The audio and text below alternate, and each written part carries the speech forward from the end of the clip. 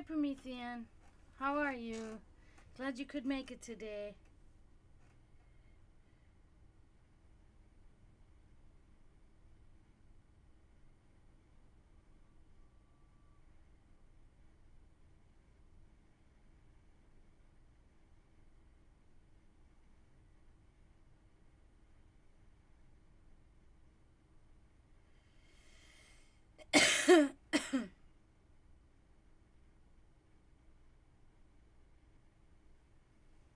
Good.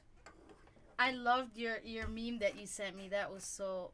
You know what that means? Cock shotgun. Oh man, that's so funny. Yeah, it's true. It's true. It is kind of sad when you said that though, like that I'm one of the only ones that you can share that with. God.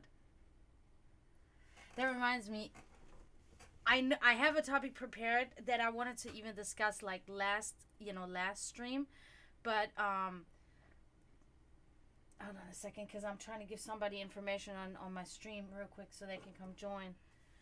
What's my name on here? Is it Dragana Nachtalb or I think right? That's what it is.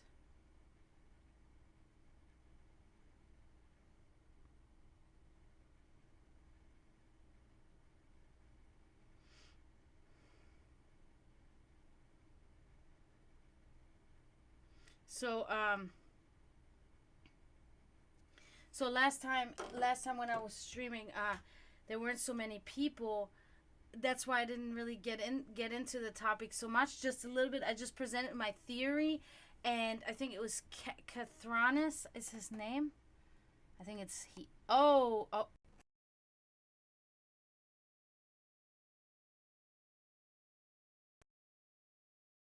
on something, but I forgot I had clicked on it, so suddenly my whole screen goes white. I should have never clicked on that. Damn it! Shit. Okay, how can I fucking fix that now?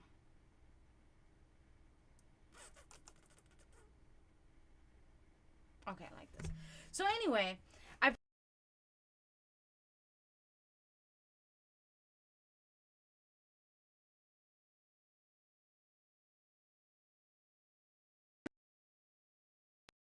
this is not really what this is supposed to be. I want people to partake and I want people to talk and say their opinions and so forth. Uh, but that didn't really happen, right? So I kind of just skipped over it and was like, whatever. We're just gonna talk whatever we're talking. But the funny part is that ironically enough, this is not the topic, but this is a side topic pretty much. I've been watching the new show. Why is my fucking multi-stream not working now? I can't even see what you people are saying. Somebody said hi. I can't see it. Hi. Sorry, my multi-stream is not working. Somebody must be in Facebook saying hi. Who is it? Let me put Margaret. Hi, Margaret. My multi-stream is currently not working. I told you there's always...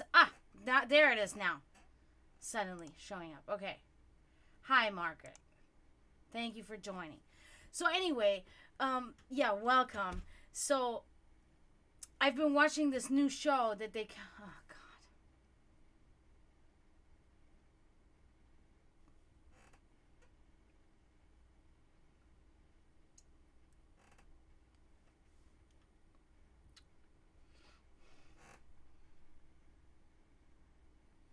Yes, hi, Margaret. Hi, again. I see you now.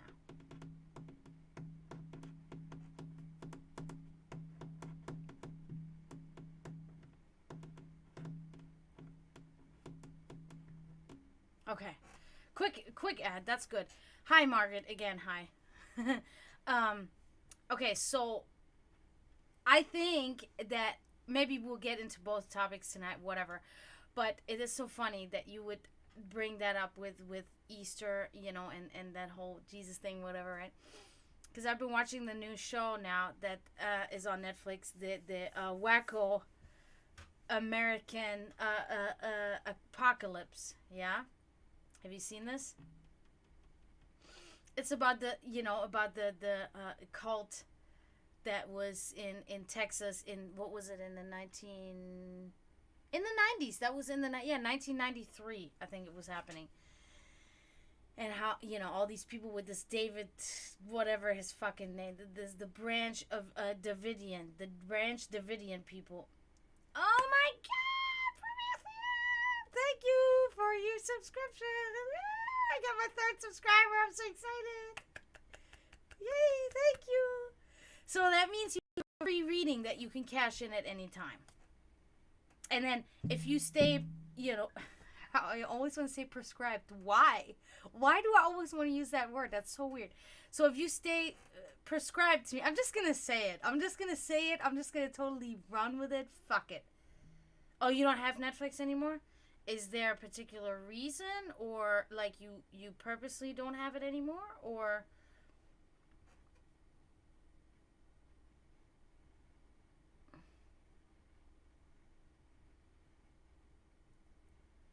it's just something that you just don't have anymore? It's not like you cut it off for a certain reason, right? Or something. At least I hope not.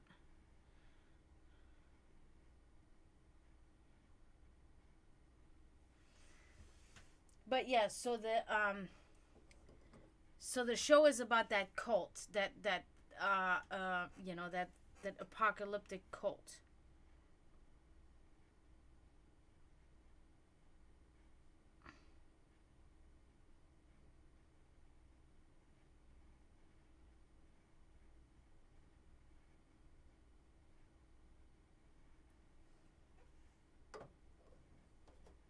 Oh, okay. Yeah, that makes sense. Yeah.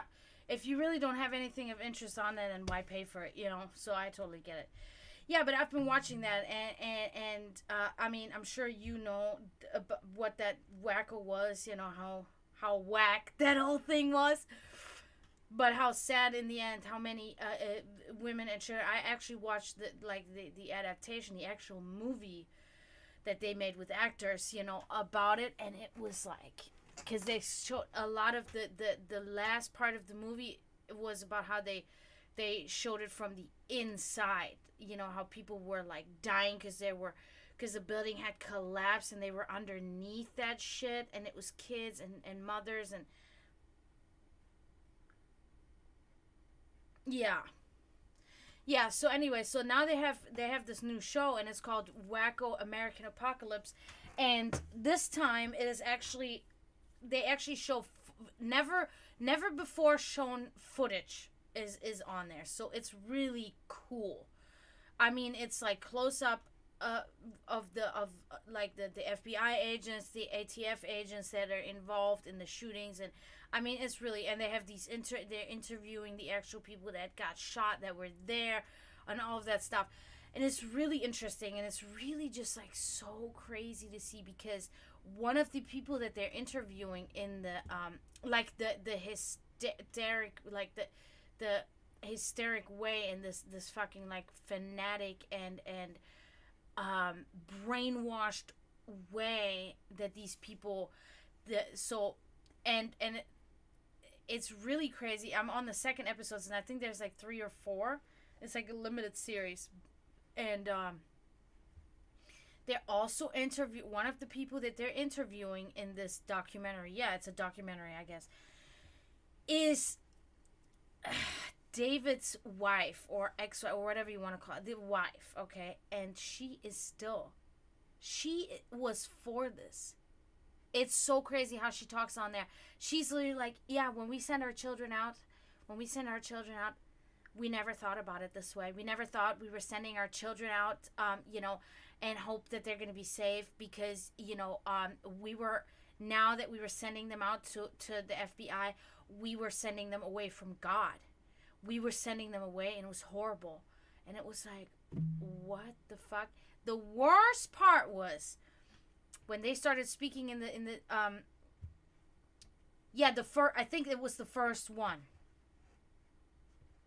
So she was like the elder or whatever. You know what I'm saying? Like the high, on the highest on the totem pole. Yeah, he did. He did. And here's the kicker with her in this interview was that when they found out, then they started finding out that he was actually having sexual like relations with uh, girls as young as 10, 12, and 13. Okay, so and that's right there where like me, no, no, no, no, no, no, no, don't tell me anymore. Do not tell me anymore. Like that's something where I just, to me, that's worse than murder. Honestly, that's worse to me. It on so many levels. But anyway, so the shit that she said in response to this, right? Because then she was saying that in a conventional thought way, right? In a conventional thinking way, those were literally her words. It could seem that that's inappropriate that an older man, or a man of a certain age has sex with young people of certain age, right? She said, but they were not little kids to us. In our community, these girls were grown adults. We addressed them as grown adults. We treated them as grown adults. And they're not people. I'm not a person. I am somebody of God. That's how she was fucking talking. I'm like, bro, that is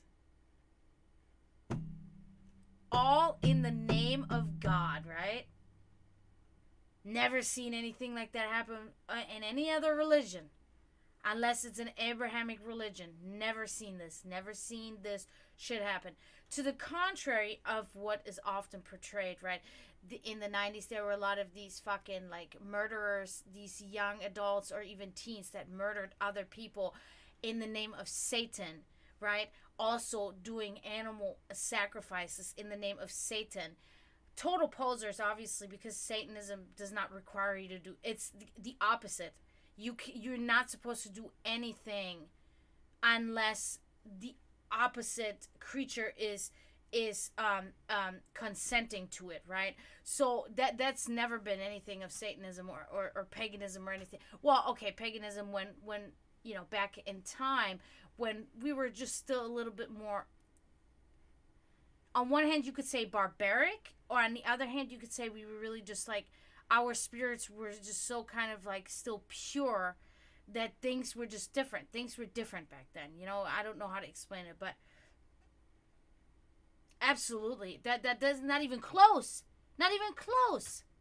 That's not even like close to a proper excuse. It's like, I mean, if she would have said, oh, she looked like she was 18 and we didn't know her age, that could still be more of a like plausible excuse in a way, right? If the girl was like 13 or 14, looked like 18, right? I mean, it's a thin line, but you know what I'm saying? Like, that still sounds more, but for her to say that's so far fucking gone. You're so far gone. And then in the end, really believing that he's the second coming of Jesus. And these people in the hysteria believing him. And I have never really paid so much attention to him, to this David guy, David Korsher, or I forget, who was his name? I don't know, but never really paid much attention to him. Like I have, like for instance, I have really studied, when it comes to people of these, like serial killers and stuff. I've really done a lot of research on people like Ed Gein or Gein, John Wayne Gacy, and then of course fucking what's his name, Jeffrey Dahmer, right? That was always a huge thing for me. So I have really kind of like listened to interviews with them, watched them, really kind of try to analyze and interpret what goes on there, right? This guy took me, Koresh, that's it. This guy, it literally took me less than 5 minutes of watching him speak like into the camera and just, I was like, dude, that guy is so hollow in there. So dumb. How can he manipulate people like that? How was this possible for him? Because, of course, we already know that these people are already manipulated from the beginning when it comes to this whole, fanatic and this hysteria of the Christian God and everything, right? Especially when you're, in the 7-day Adventists, and they're like a branch off of that, the branch Davidians, right? So it's like, okay, we already know that they have like this whole thing that they're completely manipulated by their religion. But how, as a person, in my opinion, like, at least he, did he perform anything in front of them, like any kind of magical ritual? Did he do anything? Were there things that he really presented to them that really had them think like, whoa, he might be really Jesus? Like extraordinary things, like supernatural things. I don't think anything like that. I mean, I haven't heard anything of that yet. Anything. He had nothing. He gave them absolutely nothing to make them believe that he could possibly be the reincarnation of Christ. That's what makes it even more crazy to me. Because you can still kind of fathom it when there's this leader, right? This religious leader, and he performs miracles, really miracles, like he heals people somehow with remedies. He can tell the future, things that other people, just regular people, cannot do. So now the people are like, whoa, this is bigger than just a regular human being. This is like a god. This is a god right in front of them, right?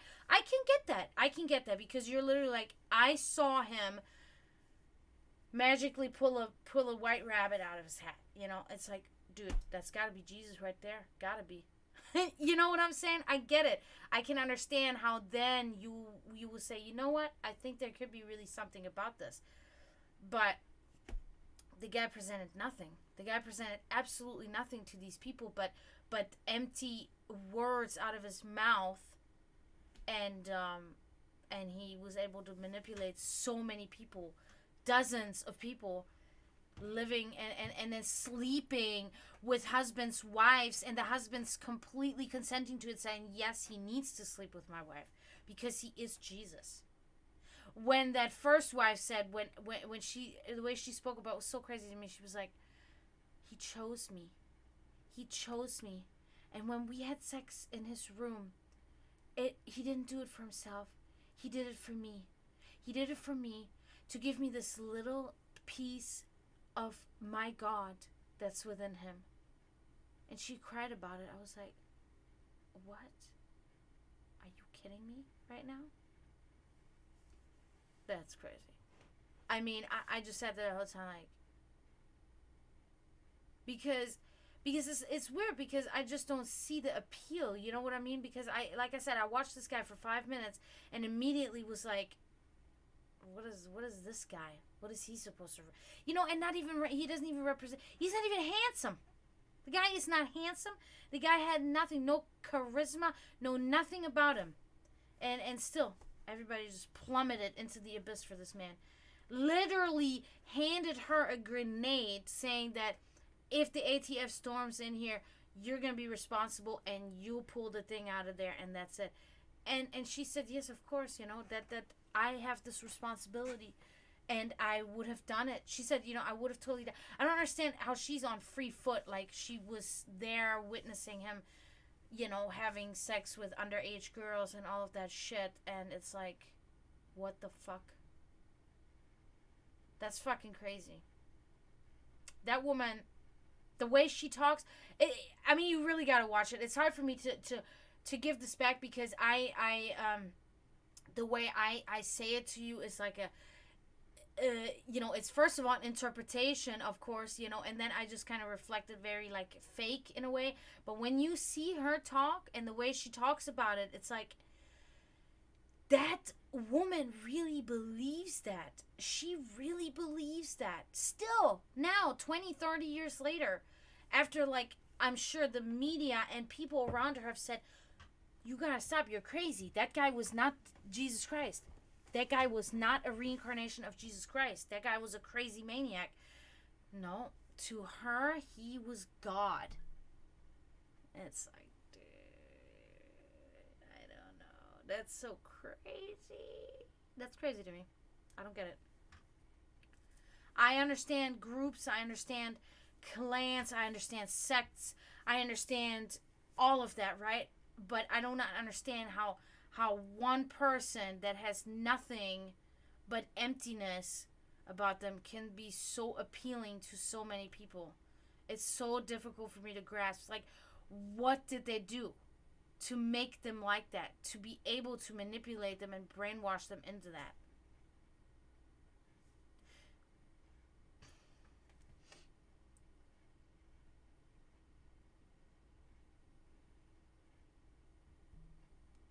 Oh wow, that's so crazy.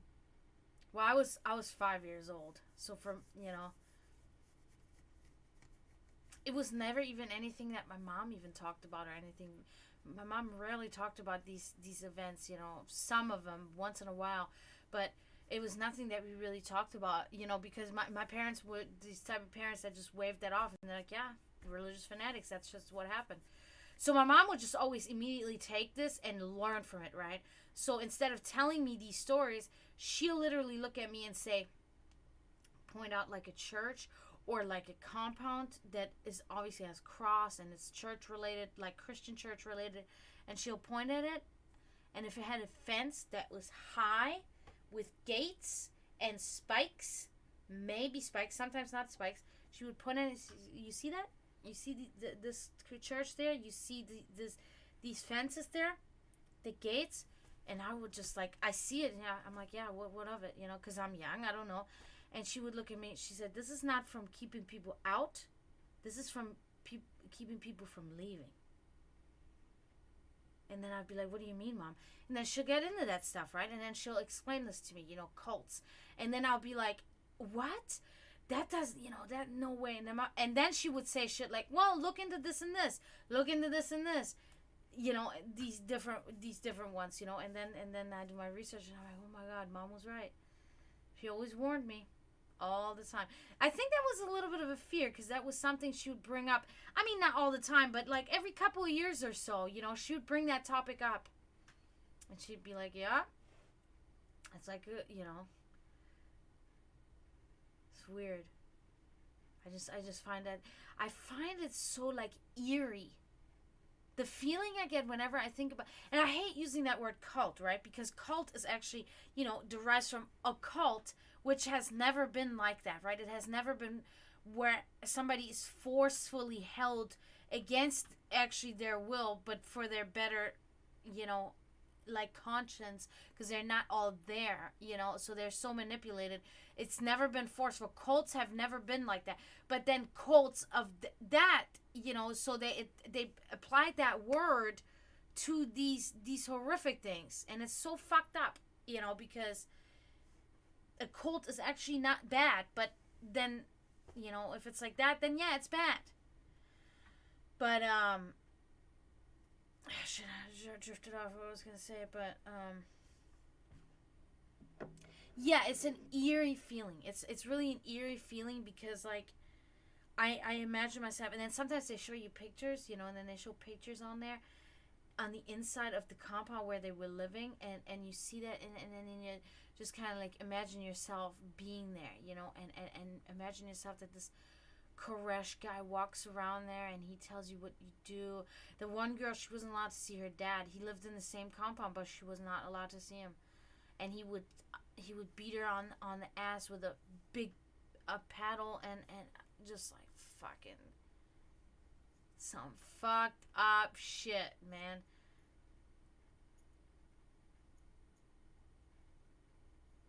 Oberschule? Oberschule or Hochschule? I thought it was called Hochschule.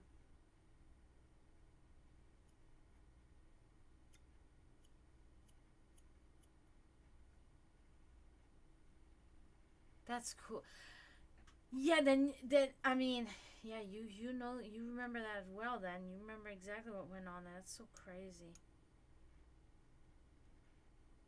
The kids, man, having the kids drag in there. They even spoke. The one girl, she said she can't wait to be married to Koresh and have kids with him. She was like 8, 9 years old or something. It's like, are you fucking serious? Like how much of an honor it would be. The 12-year-old spoke. One of the 12-year-olds said how much of an honor it would be. Oh, okay, got you. Yeah, because I think I have heard that term Oberschule, but I was like, okay, Hochschule is what I'm more used to. But yeah, man. So that had me really thinking today. I was really sitting there thinking, and once I get off the stream here tonight, I'm gonna continue watching that. There's only like an episode and a half left that I gotta watch, and it's just like so crazy, so crazy. And mothers let that happen. Mothers, like, they spoke of one that left. She took her child before that shit like escalated, and she when he started saying that he was gonna have to have sex with these kids, she left. She said, yeah, I'm not doing this, I'm leaving. So it's like,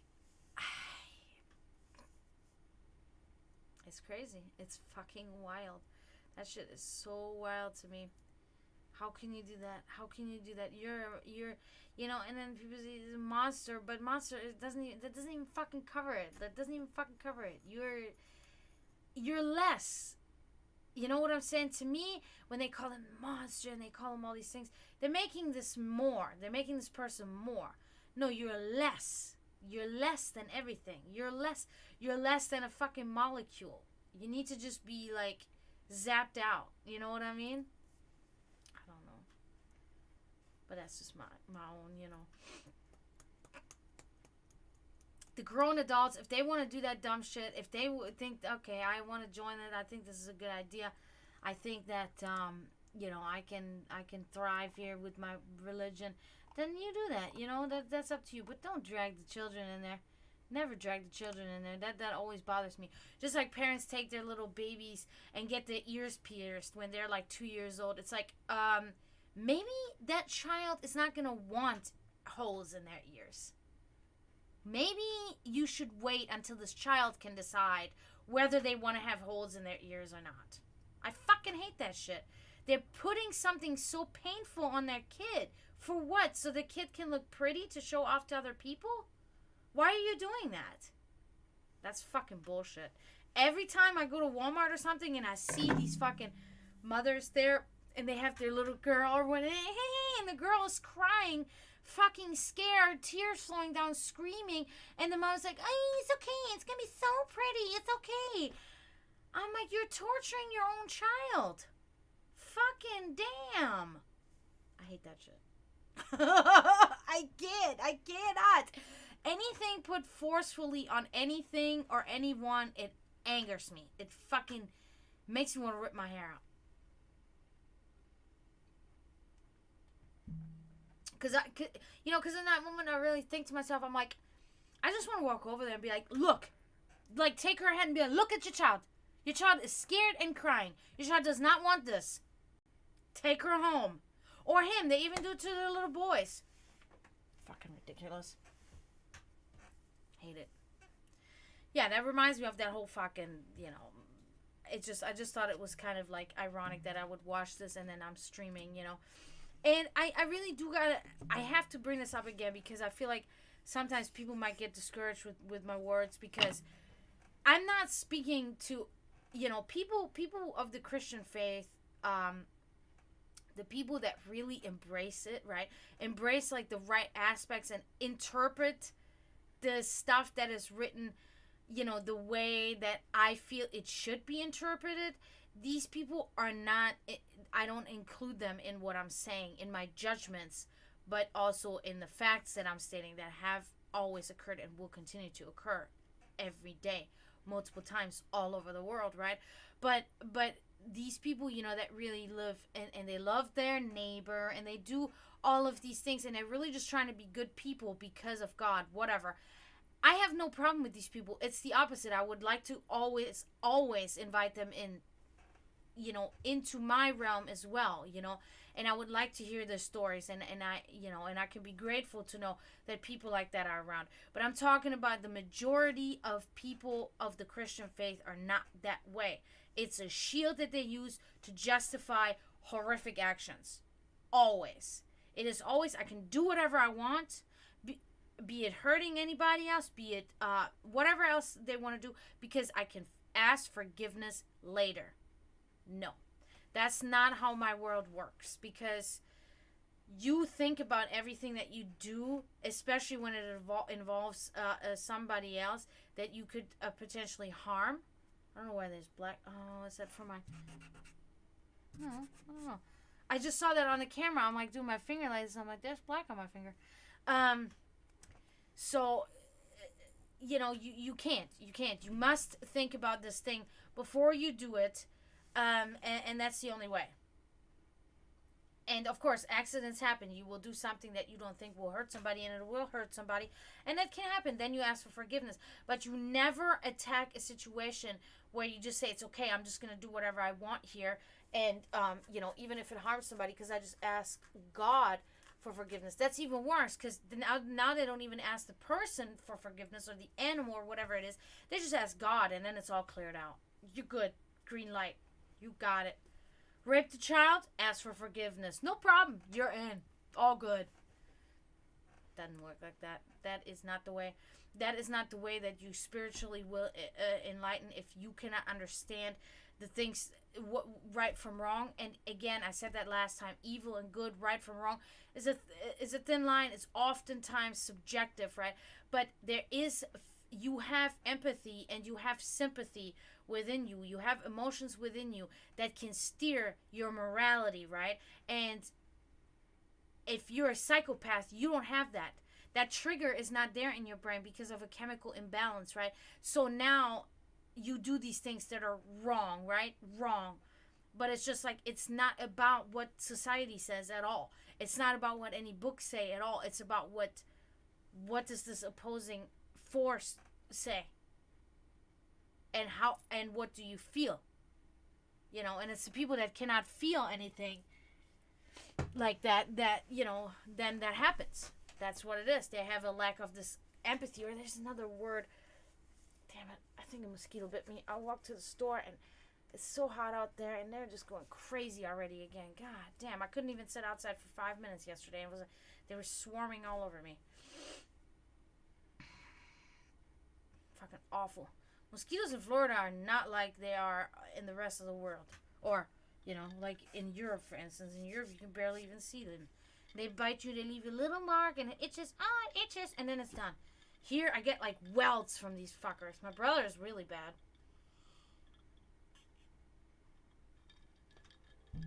But, yeah, so... always watch us. Always interesting to me. Always try to take away from that, because these are, to me, also the realms of the human psyche that we're still trying to really hunker our science down on. You know what I mean? We're there. We have developed many, medications and whatever treatments for people that suffer from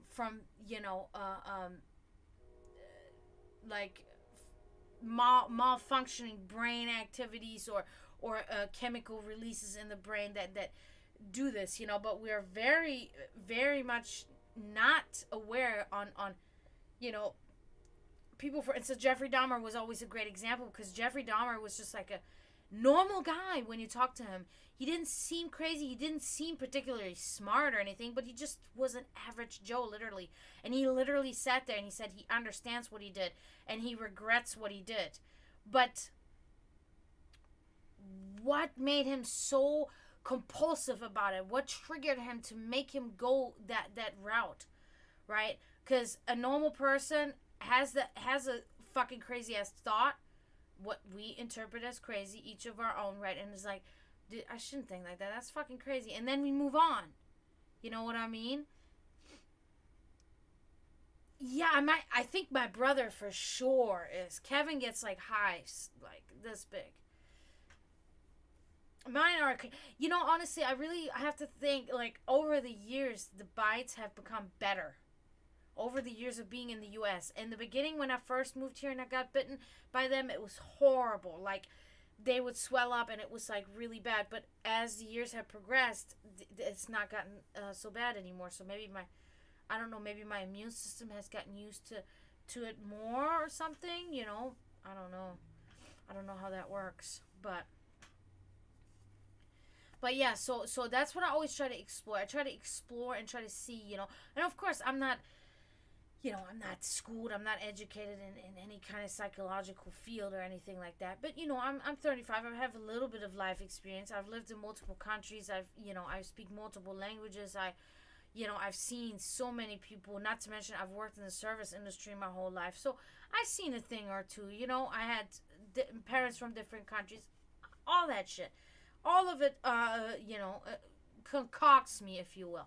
So it's like I really try to always figure these things out because I want to analyze and I really want to, I like finding solutions to problems, right? So if I can literally sit here and one day there's going to be on the news or something say, oh, they have finally figured out what was the problem in the brain with Jeffrey Dahmer, for instance. And then they can say, oh, okay, there was some certain part in the brain that was blocked and blah, blah, blah. But they could never figure that out. They could never figure that out, and especially because his dad also, I think his dad denied, it was either his dad or his mom denied that his brain was going to be used for research after he died. And when they actually did examinations of him when he was still alive, they could literally find nothing wrong with him, pretty much, nothing that would suggest that he could be capable of what he ended up doing, so so I sit here, right? Because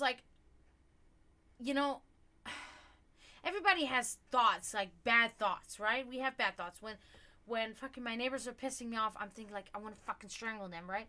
I get so fucking angry that I really think like I want to fucking, one good time, just one time, bah, But it's like this thought is there, and I mean sometimes it stays there, but it would never go to the point where I would put this in action. And it would never go, even my thoughts themselves would never go into some kind of really fucking absurdity, some kind of, where I would imagine that I'm doing like these things to them, torture them or some shit like that. Because my anger doesn't reach that level, I mean, for shit like that. But it rarely ever reaches that kind of level. And then imagining to going into putting these thoughts into reality, that's crazy. That's the when you want, and that's the thing. I feel like I can understand when they continue to do it, right? Because once they have crossed the threshold, it's over. Because then there's no more fear. Because there's always a fear of doing these things prior, is what I'm imagining, what they're going through. A fear, getting imprisoned, doing da. So once they've crossed that one time where they've done it, then they just then it's all shit's gonna break loose now. Now they're gonna just do everything. You know what I mean? And for me, it's always been like, I have fucking thoughts, but it's like, it's never been anything like that, because I always kind of look at humans, I disregard them more than I want to harm them. You know what I mean? That's just how I am. I just kind of disregard them at all. Just like, I pity them and I disregard them. Because most of them, really, that's really just how they are. And then that's, whatever. So it's just, I don't know, I feel like, is there a trigger? I don't know. Right, exactly, that's it, But the people that it will, like these fucking serial killers and shit, that's the crazy part. They actually fucking did that shit. And I mean, and also what intrigues me oftentimes is the aftermath, right? Because so many times of these infamous murderers, right, that movies are made after and all that, these people were so obvious of how they were stashing their dead bodies, right? They were never hiding that shit. They were stashing them knowing the smell will occur, there will be shit that will be coming up where people will be like, oh, something is weird, because you would think, you want to drop this body, something hide any evidence that you can, right? Because we have a history of these murderers too that try to cover it all up, completely, but then missed something or whatever, and that's how they got caught. But it's like, hey, Mr. Weird. So it's like, you know that they either really didn't give a shit at, like, so much, or they wanted to keep those trophies. They wanted to smell the stench. They wanted all that shit. Good to see you, too. I hope how did your stream go this morning? I saw the notification on my phone right as I'm taking out garbage at my job. So I'm, like, looking. I'm like, oh, okay. So, and then the third thing is they want this to be discovered because they just want to have the fame. They want to be on the newspaper. We know of them. We know that like fucking what's his name? That handsome guy that I don't find handsome at all. That lured these women and killed all these women. Damn it, I forget him now. They made 2 movies about him.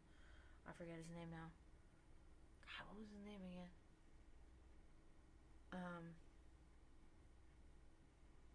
Fuck. Nope, that's gonna bother me now. I have to look it up. Shit. No, Dahmer was more the young man killer. He killed young men.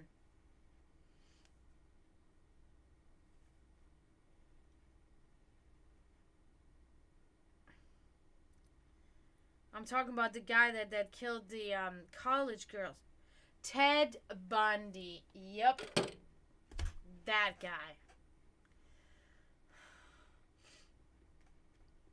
Ridiculous. I mean, you know, but it is, I could say that, but sometimes you can't know when you get put in this position, you know, because I have been infatuated with men before that turned out to be complete fucking fakes and assholes, right? And they could have murdered me. 2 of them almost did murder me. You know what I mean? So it's kind of like they're just really good at gauging their victims. Either that or I'm like an open book. I'm probably more of an open book. I give them too much credit.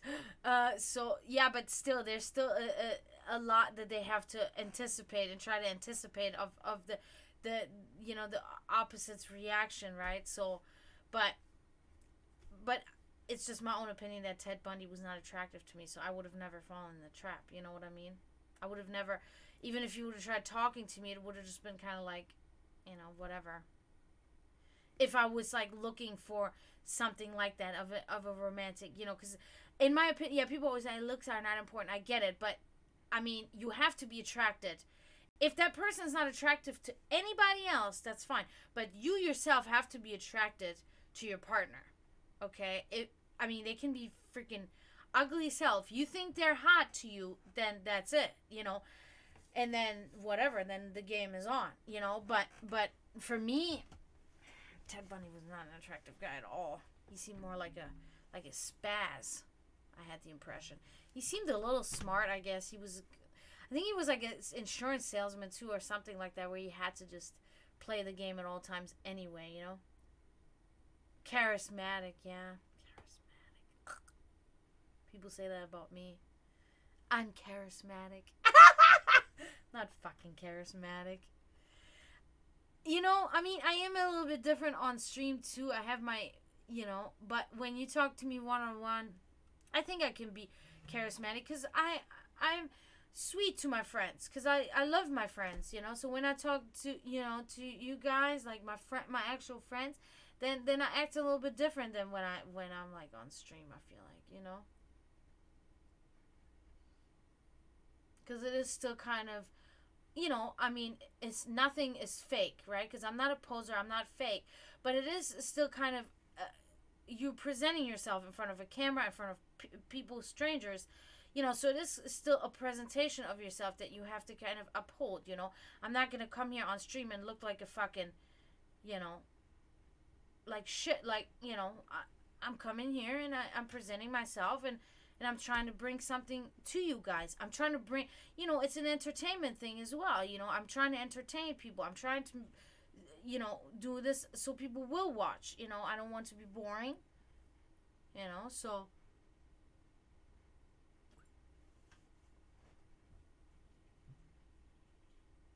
I hear crunching. Makes me want to crunch something too. No, it's probably a bag of something delicious to eat that somebody's opening up right now and eating. And I think I can hear my voice too echoing. That's so funny when you have roommates in there listen to you. I hear my voice over there. I'm like, oh, okay. Thank you. No, but yeah. So I'm intrigued by this. I always watch the cult ones. I love the cult shows. Love them. I have given up on UFO shows. I really have. They've been coming out with like multiple again. Number 1. If you ain't first, you're last.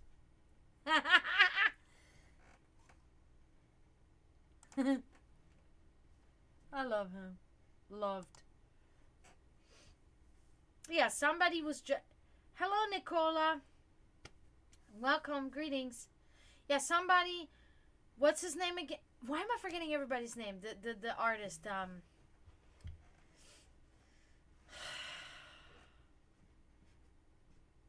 He was so great. Anyway, we did the Black Mass Festival. We played that. That was our biggest show that we played with like 300 or 400 people there. It was so awesome.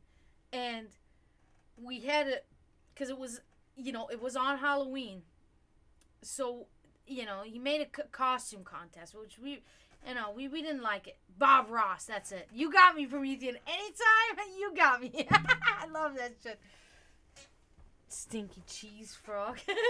So he made a costume contest, which of course we were aggravated. We were like, what kind of poser shit is that, But okay, let it go, because it's supposed to be a black metal festival, right? And suddenly we got a fucking, costume contest. We're in corpse paint, it's like, dude, that ain't no costume. We weren't part. It was literally for people that were dressed up as like fucking Ariel or some shit like that. But anyway, there was the one guy and he was dressed as Bob Ross. And he really looked like Bob Ross. He had the fucking afro and everything, And it was cool. So the contest was so the guitar contest was somebody who's going to win a guitar. It was a Schecter, 6-string Schecter, some kind of piece of shit. Can I tell the story about that, Kenjin? Can I tell about that? Let me talk about that, please. What you fucking fuckers did. I'm going to talk about this. Whatever. You cannot deny me this. This is too good. So we'll talk about it in a second. What mischievous actions these people underwent with the guitar. Because we provided the winning guitar. We provided the guitar. Tom provided the guitar that they were going to win. Okay, the winner of the guitar competition. And I provided one of my paintings that a person in the costume contest was going to win. Whoever is the winner. All right.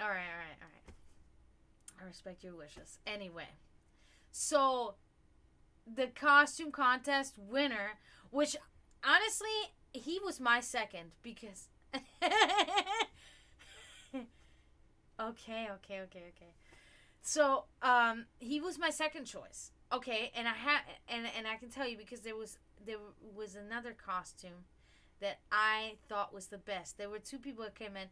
They were dressed as Rick and Morty. And I'm talking about that guy was tall, the other guy small, younger. I mean, they were identical. They literally looked like Rick and Morty. And I'm like, you guys gotta win this shit, dude. I tell them, oh, thank you so much. I'm like, man, I really fucking hope you guys win, And then fucking, oh, good.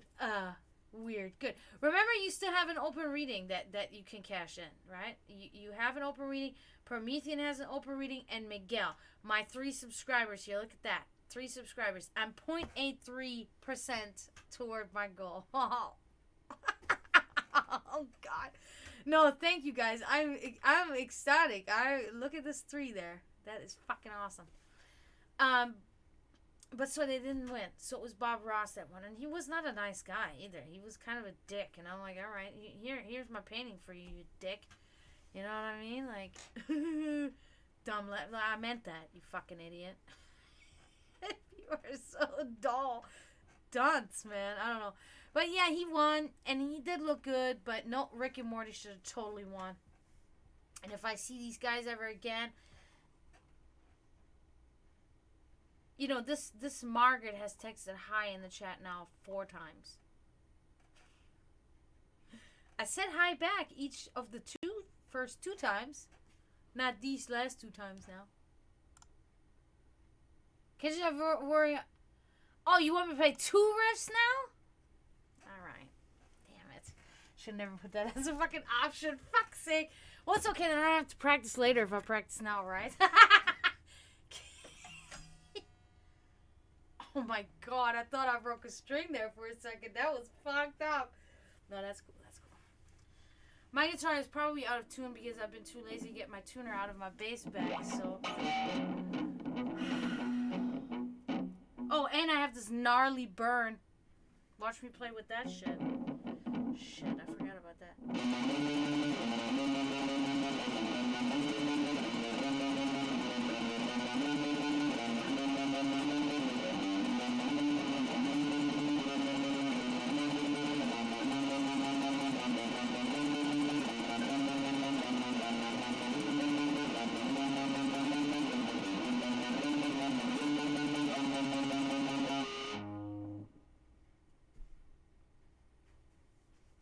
Okay, so that was the first riff. See, I can pick. No, I mean I can literally pick. Picks are for posers. Only if you're a bassist. But anyway, alright, so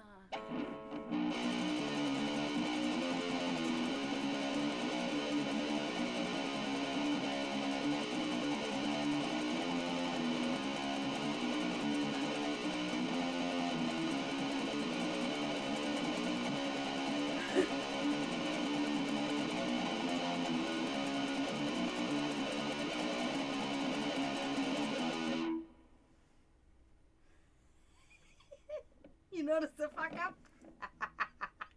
I did hurt my finger though. And you see when I play, you can see the way I play the guitar that I play like a bassist. It's so ridiculous.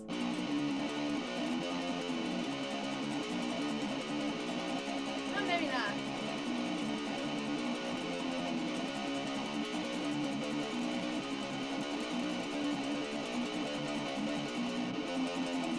What am I doing?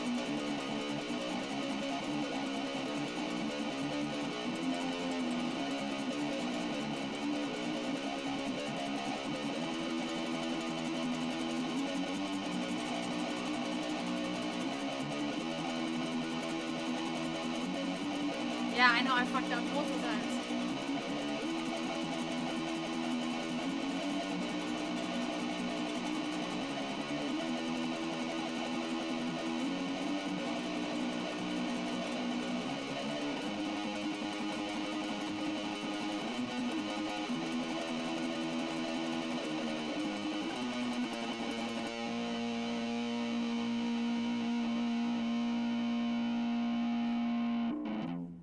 That's it. Doom, doom, doom, doom, doom, doom. Yeah. So that was that. Hope you enjoyed my little riffy raffy. What else? What else? I gotta keep switching to my other chat to see who's spending the crystals because I can't see it in my multi-chat. I think it's an option that I haven't turned on or something. But there you have it. My progress. My progress. Was it good? Hope it was good.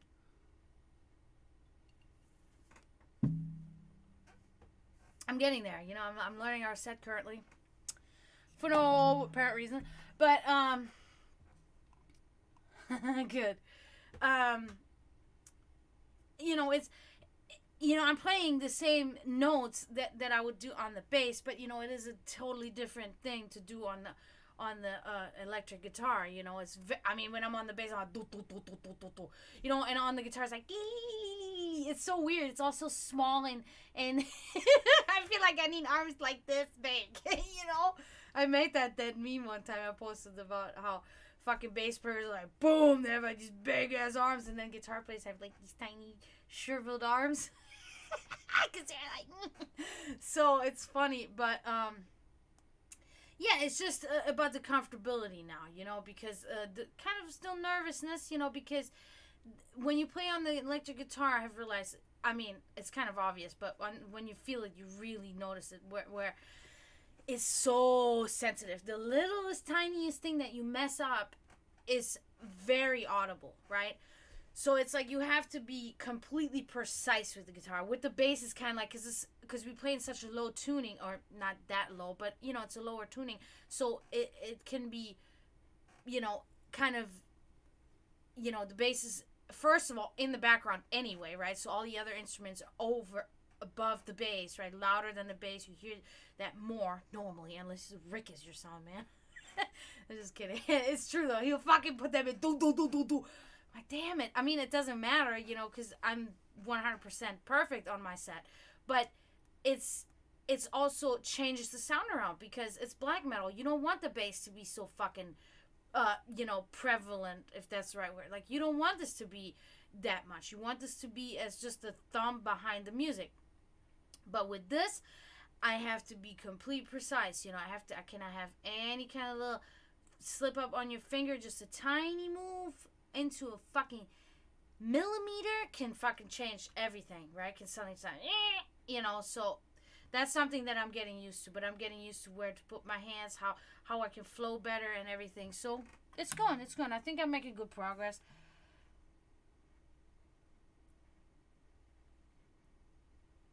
Oh, I just flip back and forth anyway. I keep checking all the time.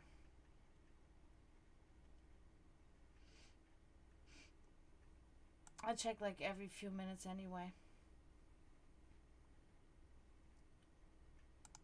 But yeah, so you'll see, people. We have a lot. Our drummer, I said that yesterday, he's been busting his ass, so he'll have that set down. I mean, he pretty much has it down, but just like working out the tiny kinks and things now, but when we have that, then we're ready to go. And then it's showtime again, people. Come. This is my band right here, Uptone. New album also gonna be mainly in English. Maybe one German and one Serbian song. Rest in English. Versus, the other albums where it was a lot in German. Mostly, the first album was entirely in German. Right? Yeah, it was entirely in German. The second album, we had, Wolf was in English, and then we had Boginja Marena was in Serbian, and then everything else in German again. So this third album now probably gonna be mainly English. Give people a little rest, give people a little bit.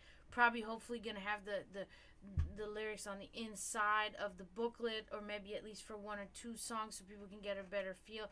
Because people love our stuff, but they always say, oh man, I wish I could speak German and I could know what you're saying. And it's like, shit, But we wanted to kind of show that off, that we were, I saw the word for people that speak 3 languages the other day, or more than 2. There's a specific word for it.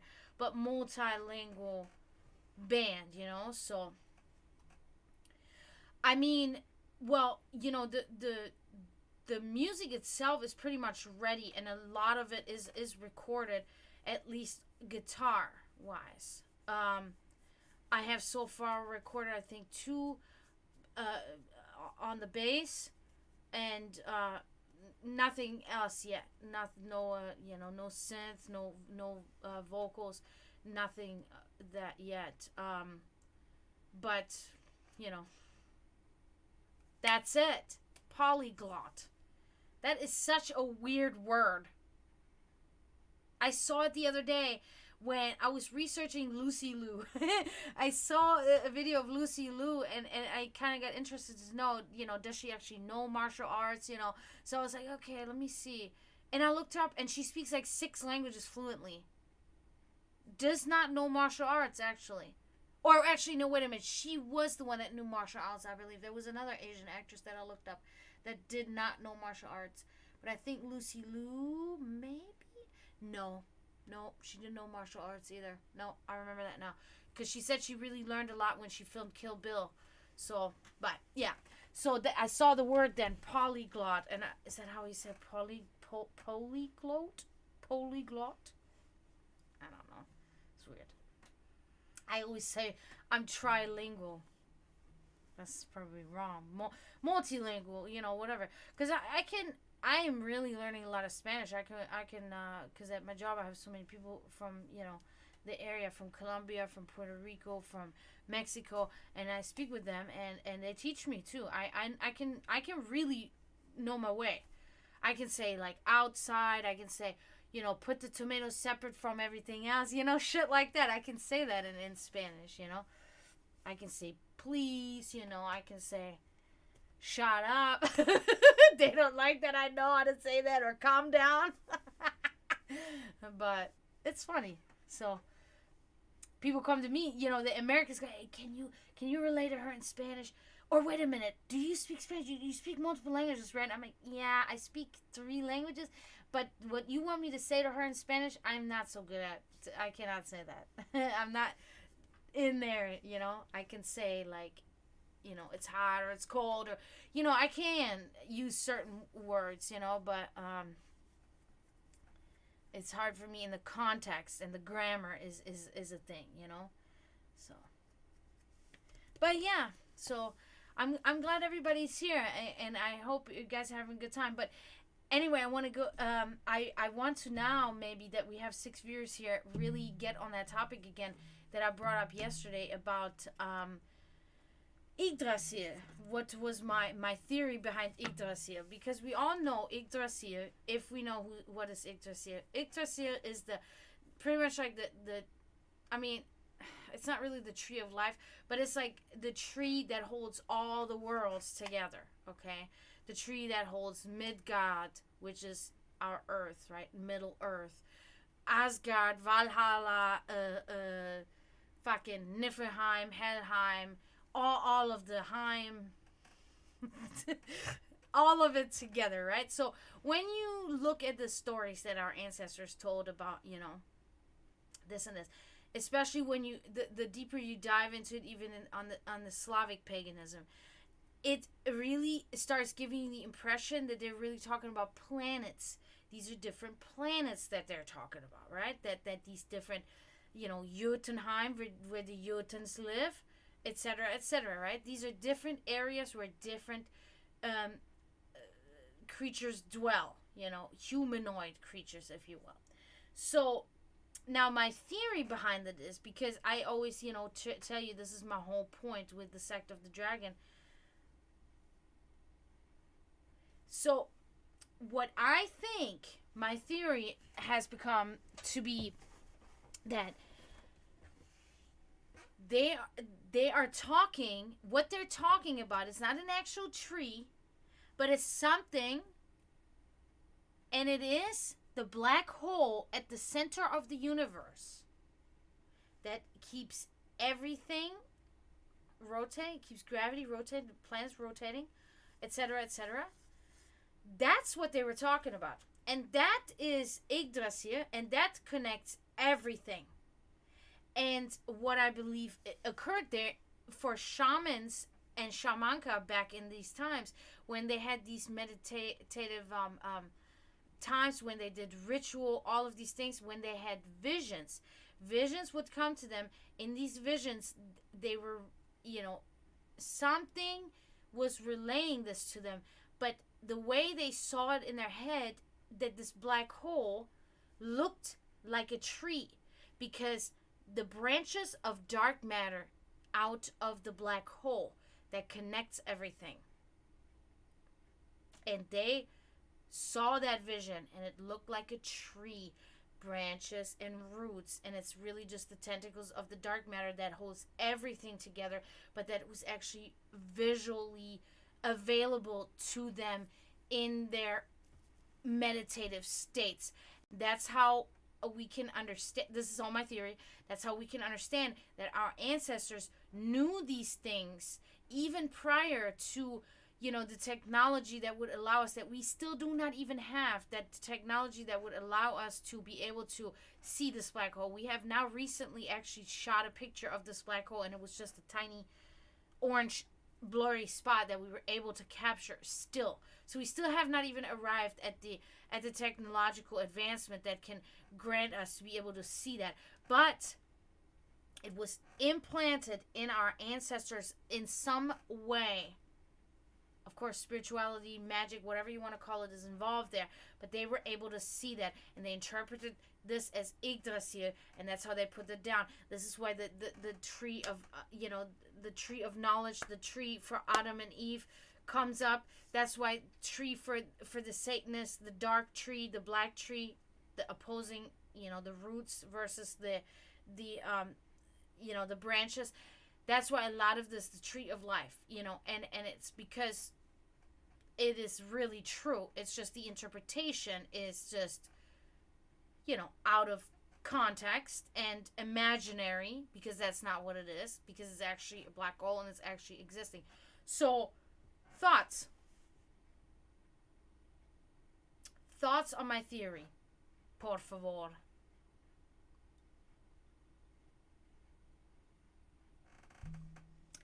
Because I think that's a pretty good theory, right? That's pretty spot on. I think that could be super duper something that could be the truth.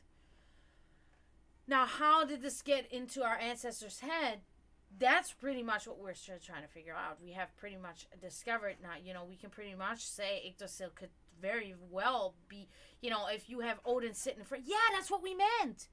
Say, Odin, is that what you meant? That fucking hole there? That black hole? Yep, that's what I meant.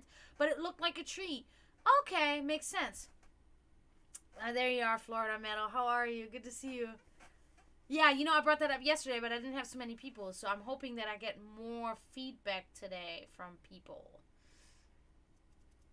So now I lost like 2 viewers. Like, okay, wow. It's like, okay, this is not good. Maybe I made a wrong mistake. Or maybe I made a mistake. A wrong mistake would be, it's a double negative pretty much. So, but yeah, so I think this is such a good idea, and I think the thought makes me so happy. Yeah, right? That's kind of my thought process behind that too. Because we know there's truth to all of these stories. They were decked out with all kinds of stuff and whatever, but there is so much truth behind and inside. Like I said, it's like peeling back the onion and getting to the center there, because in the center is that little bit of truth.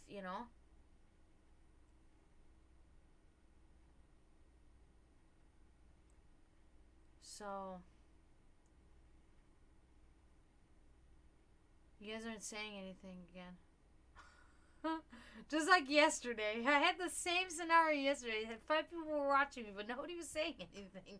It's like, you can say stuff. Say stuff. That's what we're here for.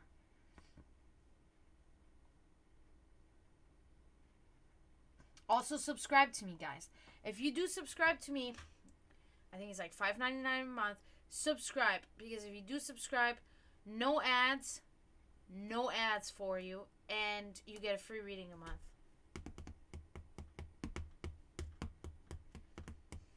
So, you should definitely subscribe to me. You dying? You should. You really should. Like, the parallels. It's all about the parallels, Florida Metal. That's what I think. It's like, all these things that I'm learning and that I have learned, the parallels are just, they're undeniable. The parallels are undeniable when it comes to spiritual knowledge, education, and thoughts, right? Parallels from all different religions, from all different viewpoints that are just completely undeniable, right? And I want to tear this apart. I want to take this apart, rip this apart with you guys, and really, and isn't that what you always wanted, Kenjin? and really look at these parallels and really look into it and say, you know, now that part right here, crap, you know, total bullshit. Now that is the same here as it is in here, as it is in here. This is from this religion and that time frame. From this religion, that time frame. From this religion, that time frame. Completely identical things. Different times, different agendas, different thoughts, same exact things. How is that possible? Because we always have to also remember that, now, of course, we are still in the process of for instance, changing the numbers of, just as an example, how old are the pyramids, right? They're becoming older and older, or the Sphinx. These numbers are becoming bigger and bigger, right? That civilization has been advanced in this, you know, pretty much walking upright and doing these things for longer than we see, because the more we uncover them, archaeology, science, all of this, the more we discover that certain things, also vice versa. Oh, this is way younger than we thought. This is actually from very recent. You know, this is also can also occur. So, but it is really like, when we really think back, because there were times where we were not traveling. We had not figured out this way of travel yet, especially not across a huge ocean, right? Without dying on the way, you know, because you were not able to construct ships as you can do today that can keep you safe when there is this, you know, these terrible weathers and things like that. So they would have identical cave paintings from peoples from completely different areas on the world that never met each other. Cave paintings of people, you know, that's when the ancient alien shit, you know, but really, certain things were just completely identical. So now, that can make you think, okay, this human psyche is all the same, you know. They could have done meditative hallucinogenic drugs that could have given them the same imaginary thing in their head, right? Caused this to appear. But how likely is that they would see the same exact things and then record them, put on record, on walls, drawn, you know, whatever you want to call it. It's just this might not be the best example, but there are, when you read books, there's so many different things. It's like the for instance, the dragon, the serpent and the dragon has always been this constant reoccurring theme, because our ancestors always saw something so much more in these things. Animals, for instance, they were not only there to just consume, as they are treated today by people, just for consumption. There's no spiritual connection to animals at all. They see beef in the store and they eat it. People do not spend 1 second of thinking that there's a living creature that passed on because of them, so they can consume them. Back in the day, that was different. You know, certain animals were revered, you know, like they were worshipped. They were, you know, held at such high regard because they were sacrificing themselves for our, you know, sustenance. Or, for instance, in India, they still have the certain holiday where they worship the cows, because the cows is a sign of the gods to them.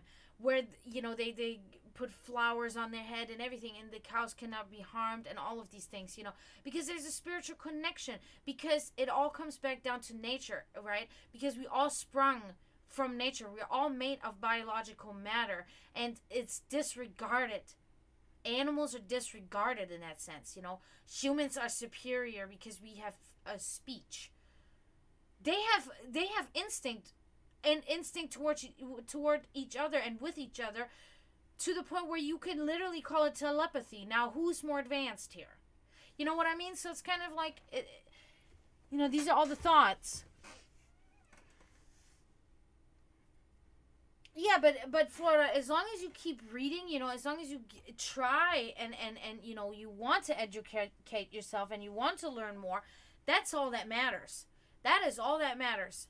Now, ignorance is a problem, right? If you refuse to learn new things, or whatever, but as long as you want to learn, then you're always on a good track.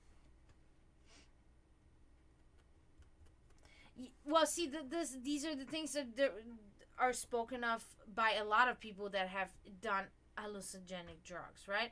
They believe that has enlightened them in some way, and they then suddenly saw the world in such a different way, right? And I find that fine and dandy, but I don't know. It's hard for me, because we know we kind of, science has kind of shown us what really happens. Like, there's really an activity that goes on in your brain that these drugs produce, that these drugs do to you, right?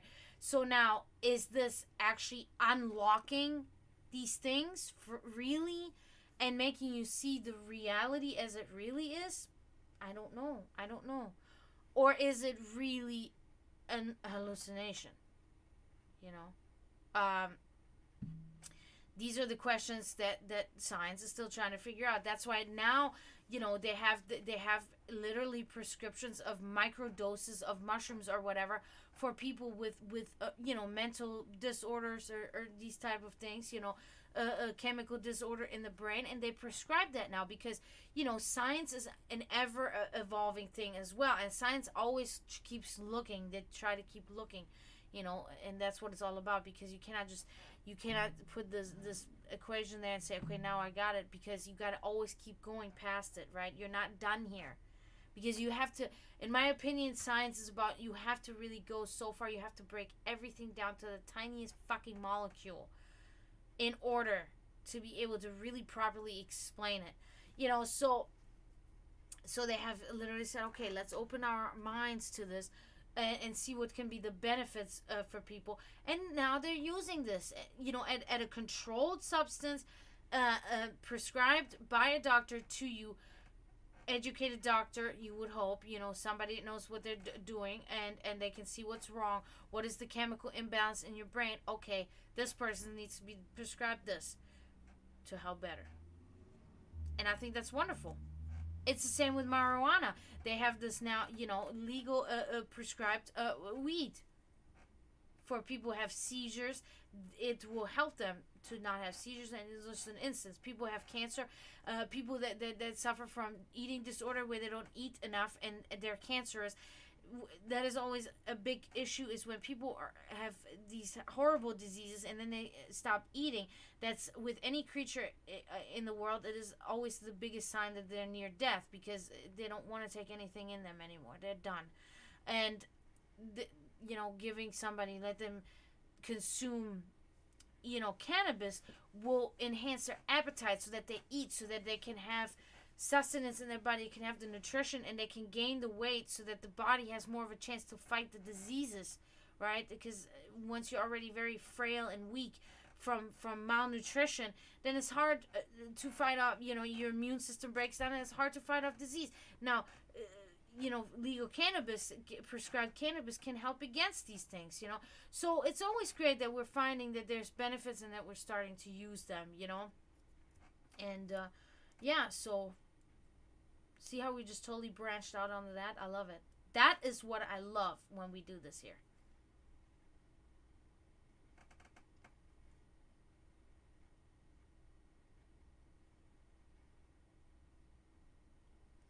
Psychotropics is what they're called?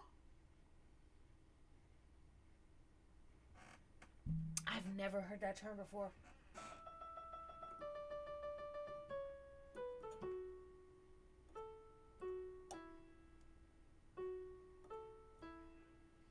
I love that song. That's interesting.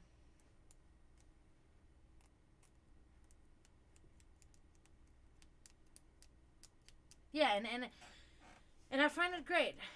But we can never be arrogant. As scientists, we're scientists pretty much, right? And in the search, you can never be arrogant. You can never say, okay, this is science and we're done here, because that is not what scientists or science ever did. It never stopped. It always kept on going. That's why we always find more things.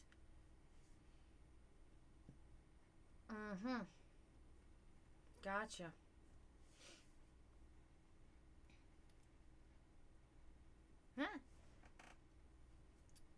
whatever helps.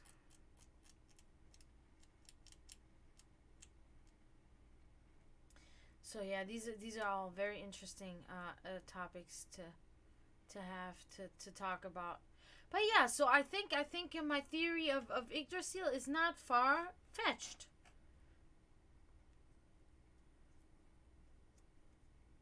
Guys, I'm getting tired.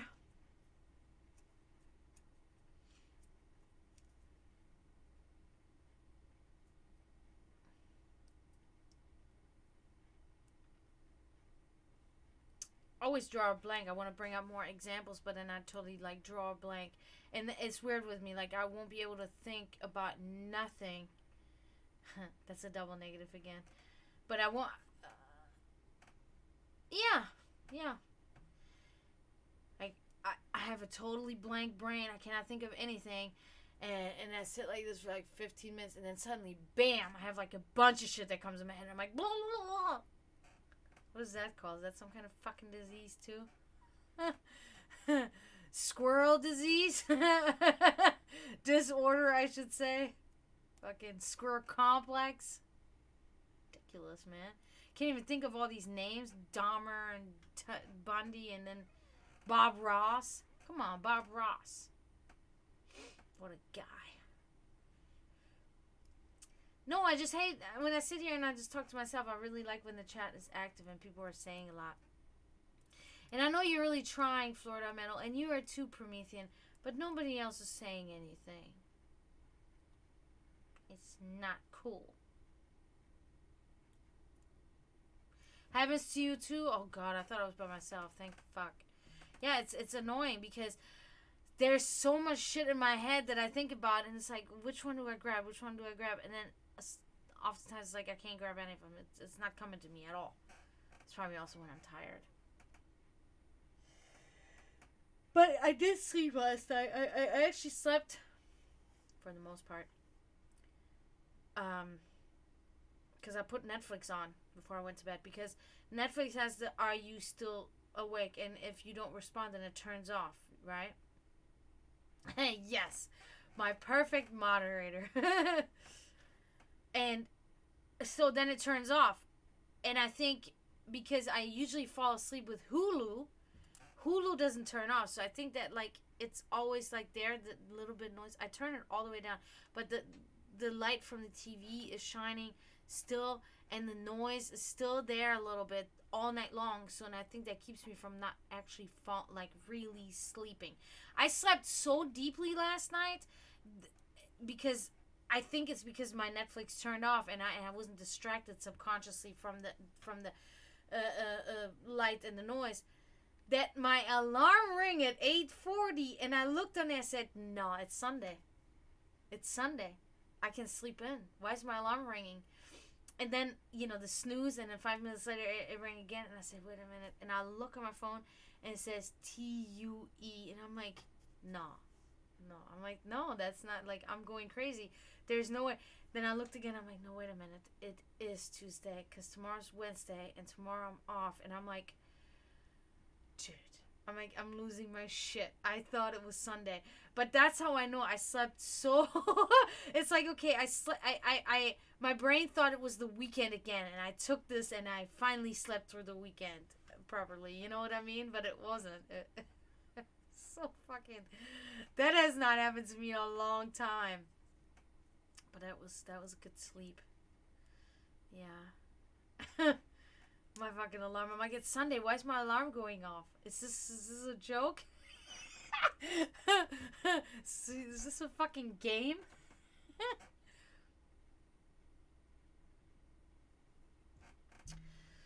No, but we need to keep thinking about this. We need to keep talking about this Yggdrasil, and we need to always... you remember that the roots are always in the ground, right? The branches are up. That is what I talked about yesterday. You gotta embrace both sides. You gotta embrace embrace. You gotta embrace the darkness just as much as you embrace the light. When I had somebody in my chat yesterday asking me about, when people consider themselves, I'm a green witch, I'm a celestial witch, I'm a white witch, blah, blah, blah. I'm just like, no. No. Don't listen to these people. Witch is witch. There's no, nothing. That's why I don't call myself that anymore. I call myself a shamanka because I am a shamanka, because the term twitch, or the term witch, is so fucking just totally worn out and just trampled on and abused by little witchy girls, and it aggravates the shit out of me. This is 25 years of education and practice and literally bleeding and sweating this, and people want to be like, I'm a witch. I put earth in a jar. Okay. What else? You put a dead rat's head in there too? Oh my god. Immediately. It's like, really? How witchy are you really, though? Fucking idiots. But yeah.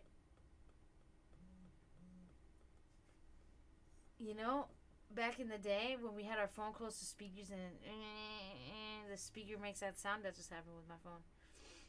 Because I got a message. I'm just going to check it. You guys are not saying much. Oh, God. How can I turn this off? I get Facebook people suggestions on my fucking text message. I don't care.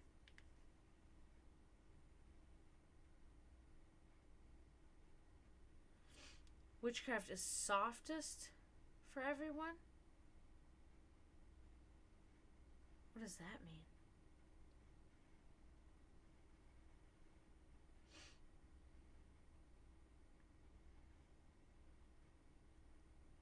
Oh.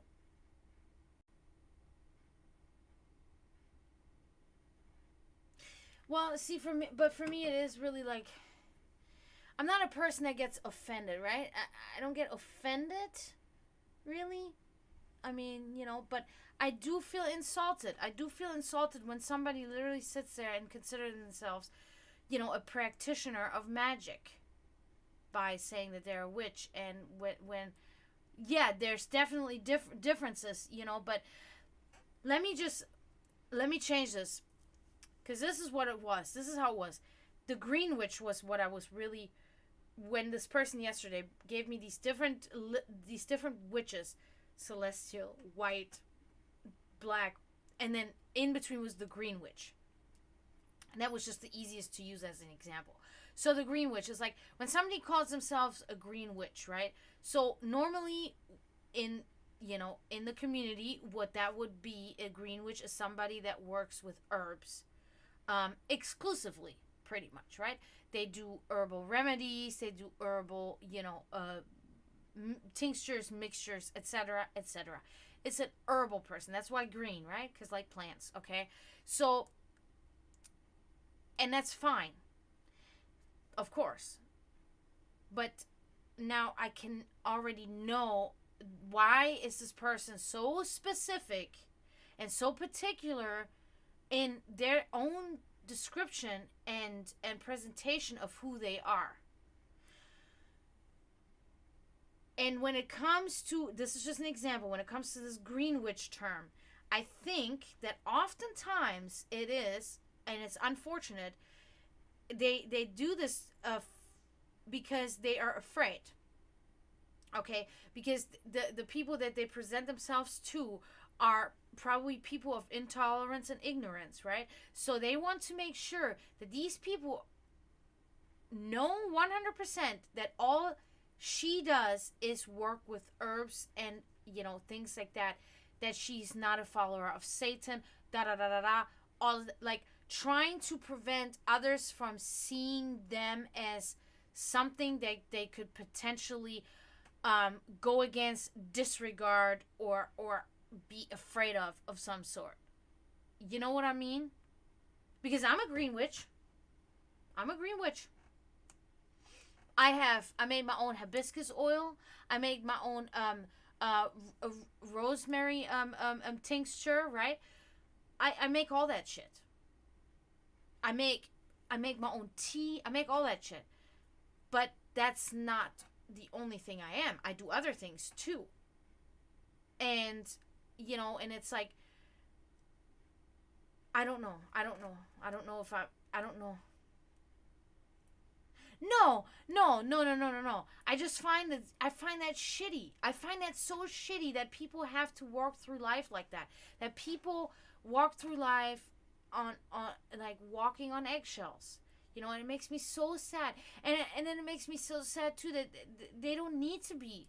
You know, I feel I their loneliness in a way. You know, they don't need to be lonely. They can come to somebody like me, for instance, and I will welcome them, and they can open up to me and say, you know, I have kind of prayed to another God besides Jesus before, you know, but I can't tell anybody about that because it's wrong. And it's like, no, it's not wrong. Don't let these people tell you that it's wrong. It's not wrong. Nothing is wrong. Unless you harm something that doesn't want to be harmed, then it's wrong. Or destroy something that should not be destroyed, then it's wrong. I know. It's so fucking horrible. It's horrible. It really is horrible. You know, because I know this one girl, for instance, she'll. I don't know.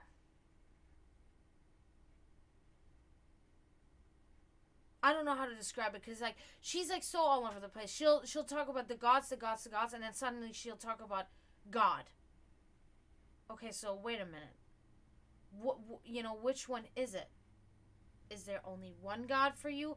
Are there multiple gods? Because you know, for me, you know, at this point in my life, I could say, okay, you know, maybe Jesus is one of the gods, one of them. You know what I mean? But the gods, as I always say, the satanic in me is always knowing that the gods are not what, you know, what people really make them out to be, like they're persons and stuff like that. It's different. You know, it's to me, the gods are my ancestors, and they're all around me in a sense. You know, they're not. I don't look at these stories of my ancestors, how the giant was slain, and then the giant's teeth became the mountains, the giant's blood became the ocean, right? It's all metaphors. That's not how it went. I don't see a man with a long beard and he fucking snapped his finger and suddenly there was earth, right? And all that shit. That's not how it went. And it was not Odin, and it was not fucking Jesus, and it was not nothing like that. You know, we understand that there are actual things at work that occurred, you know, evolution, blah blah blah. There's science, there's mathematical equations that tell us how this all came to be, pretty much. You know, I mean, to an extent at least. So we know that, you know, but I am the person of more of an ancestor, you know, and I don't like to say worship because I don't worship my ancestors, but it's like an ancestor recognition, rather. You know what I'm saying? And that's how I live my life. When it comes to magic and steering magic and creating magic, I think that most of it, again, the satanic in me, most of it we do it ourselves. But I think there are these instances where our ancestors are responsible for a little push and shove when it comes to these things. You know? That's it. You know, basically. But you know, that people have to be so afraid of anybody else's opinion, and that they could literally be prosecuted for this, or persecuted, I should say, persecuted for you know, anything like that. It's so fucking nuts to me that this is still a thing in this century that we live in, that this is still a thing. Oh shit, are you serious, blood? Bad news. You failed. Exactly, Promethean. Exactly. Nobody.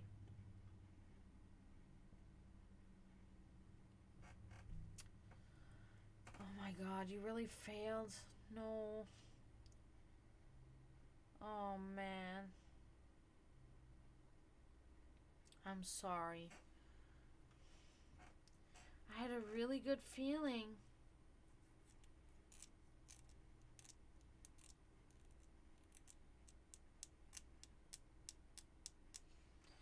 I'm sorry that happened. I think my sinuses are really messing up right now.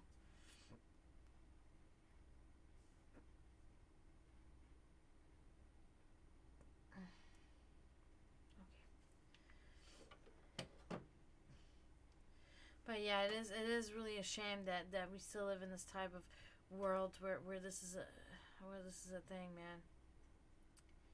And that's another reason I will always bring this up, because I am looking to build a following. I'm looking to build a community with this, and that's why I am striving to branch out with the Sect of the Dragon and have actual meetings and stuff, because I want to create this community where people can be free, where you can be free, where you can sit and where you can talk about your God. You can say, Jesus makes me feel a certain way, and Jesus has appeared to me, or whatever you want to talk about, or you want to talk about Allah, right?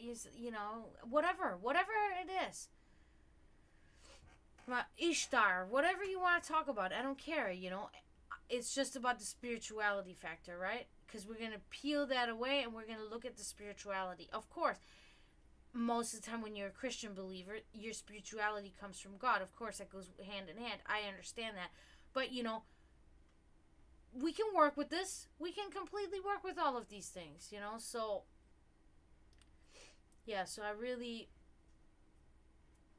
hope that I can gain more followers with you guys, and I can, we can really expand that, because I want everybody to be able to join in. I want nobody to be embarrassed, like you said, Promethean, to be themselves. I want nobody to be embarrassed to bring their thoughts to the table. Nobody. I want everybody to be able to say, you know what, I can go to Dragana and I can speak with her, and she'll listen to me, and she'll give me some sort of insight, and she'll tell me, if somebody wants advice, I want people to come to me. If I can give you advice, I will. If I can't, I won't. Because I know that there's going to be things that maybe people will come to me and ask me about, and I will have to say, I have to tell you right now that I do not know how to advise you in this situation, because I've never been in this situation, and I don't want to give you wrong advice, But that we can all get together and people can say shit. Even, because I do realize a lot of people, they'll say something and they'll begin a sentence with, this might sound really stupid, but I have a question. It's like, no. Your thoughts are never stupid. The fact that you are even thinking about something and you want to voice that, that's meaningful. That's important. Any thoughts on stuff like that, on spirituality as a whole, Because I'm already thinking about I did want to have that anyway, for people that reside in my close area, that I have monthly meetings. That is one of my biggest next steps that I really want to take. That we have a monthly meeting where we get together and where we bring each a book or whatever we want to discuss, something that is meaningful to us when it comes to spirituality, that we can actually discuss together and find parallels and kind of analyze, and have them in person, not on the camera like this. So that's my next step. That's why I always tell people, go on my Facebook, find out what is my sect that I'm trying to build, what is it all about, and if you have questions, contact me. My contact info is all about on Twitch. It's all there. You can contact my private Facebook, my Sect of the Dragon Facebook. You can contact Dragana's Alchemy. It doesn't matter. I'll get back to you. So sure, of course, I've been trying to get people to come out, but it's hard because a lot of people are, they don't want to really have the human interaction. So I've been having a hard time with getting people to come out of their shell and then come to me, where, we can have these meetings. But it would be so cool. That's really sad. And that's another thing that I always think about, like, progress. So I think to myself, once we have a good following, once we have a good group of people, I can get us like shirts made, right, with the logo, the Sect of the Dragon and stuff like that. It would be so cool. I think that would be awesome. We have our little clique and everything, and it would be so nice. And that's another thing why I encourage people to subscribe to me, because the money will be invested for great things, for things like these. For events that we could be throwing for our sect, for, trips that we could take, all of that stuff. You know what I mean? So these are all things that I think about. That'd be awesome. That'd be really cool. You know, it'd be like the Sect of the Dragon, and maybe the symbol or whatever, and then on the back, our slogan, our mission statement. You know, we are the revenants in search of enlightenment, pretty much for eternity, or you know, whatever we want to put there. We can.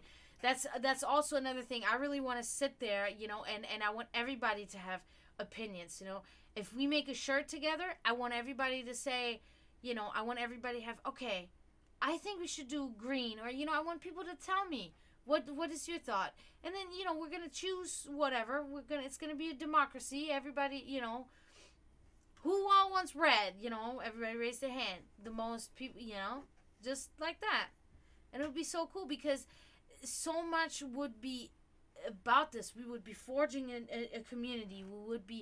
We would be making friends for life, even, you know. Nah. Well, you're the exception. You would be on the Zoom or on the Facebook Messenger in the camera if you want to, because I know you're so far away. You would never be left out of a meeting if unless you are busy, right? But if you're not busy and want to be part, then I just put the phone there, and then you know, we can all sit, and you're gonna be there with us on the camera. I think that'd be awesome. Yeah, that'd be cool. It means we, you know, and then we can literally put it on our thing. We can say we have members all over the United States, you know, and I love that. That's such a cool thing, you know. You know, bring something new, because we have these different sects. We have fucking the Church of Satan. We have the Satanic Temple, right? We have different little pagan, but pagan state, I don't know, they just spread out. They don't even really come together anymore. I don't see any pagan groups or anything like that. But you know, we have churches everywhere. You know what I'm saying? We have all that. We have for the Jews, we have for the Muslims. Everything is there. You know, but it's like some people within these different, you know, they don't feel like they're placed there. They think they're not in the right place. They believe in their certain deity, but their spirituality is not aligning with what their church is representing. And they're searching for something like what we're trying to do, where everybody's welcome. You don't have to only believe in yourself. You don't have to believe in Lucifer. You don't have to believe in God. You know, you don't have to believe in Odin. But you can believe in any of those. But you can still be a part of our group. You know, as long as we can all together do the research of you know, spiritual education and knowledge. That is our main objective. And I will always strive for this. This is what this stream is for. Ultimately, this is why I'm having this stream. You know, I mean, you could potentially say that I'm a recruiter of sorts, you know, but it doesn't matter. It's not, you know, a poser thing or a fake thing. It's a real thing that I'm trying to get people to do, because it is also something that it reminds me of something that my mom said to me. Like, sometimes people have to kind of be pushed, sometimes forced to their luck. Because that's what happened to me. When I was not an athlete and my father was a pro athlete, and I didn't want to do it, and I didn't want to do it, and I denied it, and I didn't want to do it, and my dad was like, well, leave her, you know, she doesn't want to do the sport, she doesn't want to do it. My mom was like, no, you will take her to practice now, and she will do it whether she wants it or not. And it was one of the best things ever that happened to me. And I was forcefully taken there, not wanting to go, and then it was the best, you know, and I did that for almost 10 years, you know. And it was the best time pretty much of my life, and the best thing that could have ever happened. How much I learned and how many things, and, you know, and everything. So, you know, that's what I see with people. So many people are not. I talked to a friend about this today. You know, how our generation, or, you know, our generation was still the generation of getting together. We'd hang out at the mall. We'd hang out on the fucking train station. You know, we'd hang out. We'd get together every day. It didn't matter. And now, as time has passed, nobody wants to hang anymore. Nobody wants to have any kind of like getting together with anybody anymore, and it's fucking awful. And we need to forge a community again, and it's a community where everybody's welcome. You don't have to be Christian, you don't have to be a Satanist, you don't have to be anything. You can be an atheist, you don't have to be anything, but your spirit has to be there. you know? So that is my ultimate goal. So I hope you guys follow, subscribe. If you do subscribe, your bonus is a free reading a month. So that's something, you know? That is definitely something. So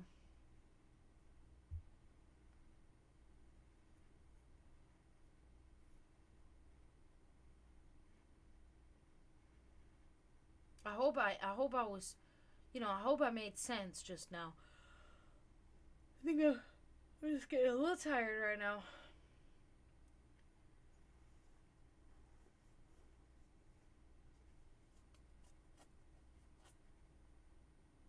Okay, good.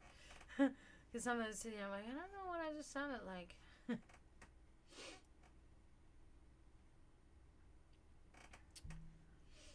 But yeah, so I think this was a good conversation. Oh, thank you, Florida Metal. That really, the words like that mean a lot to me. Like that rings in my head, and I'm like, whoa, I can't believe somebody said that to me. That means a lot to me. Thank you. I try to be that. I try to make people feel less of outsiders. I don't want people to feel like outsiders. I personally often enjoy being an outsider, right? I like it. But there are really times where it can be draining. I'm not gonna lie. There can be really times where I'm like, dude, like, why are people just staring at me like this? You know what I mean? And I'm just like, oh my god, I wish this wasn't like that. There are these times. They do occur. But most of the time, of course, I enjoy being the outsider. but I understand how other people with maybe a little bit of a weaker character in a way, or a little bit more weak is probably not the right and nicest word, but like more of a reclusive character, they have a really hard time. They have a hard time with that shit. And and I want them to know they can go somewhere. I want them to know they're not alone. They're not alone. They're actually the conscious people. They're actually people that are more awake than others, and they can realize that, and they should embrace that, and they should be supported in that. They should never be suppressed and oppressed because they see more, and they see more than meets the eye. They should be, they should be motivated. They should be put up. Let this person, lead us. Let this person do whatever.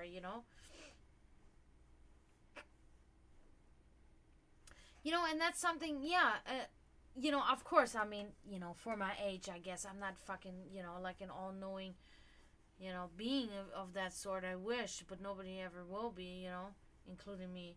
But yeah, I do. And a lot, a lot that is based upon, beginnings of us, of our conscience, of our soul, of our spirit, and ending of said soul and spirit, and in between of connection, because when we die, what do we have?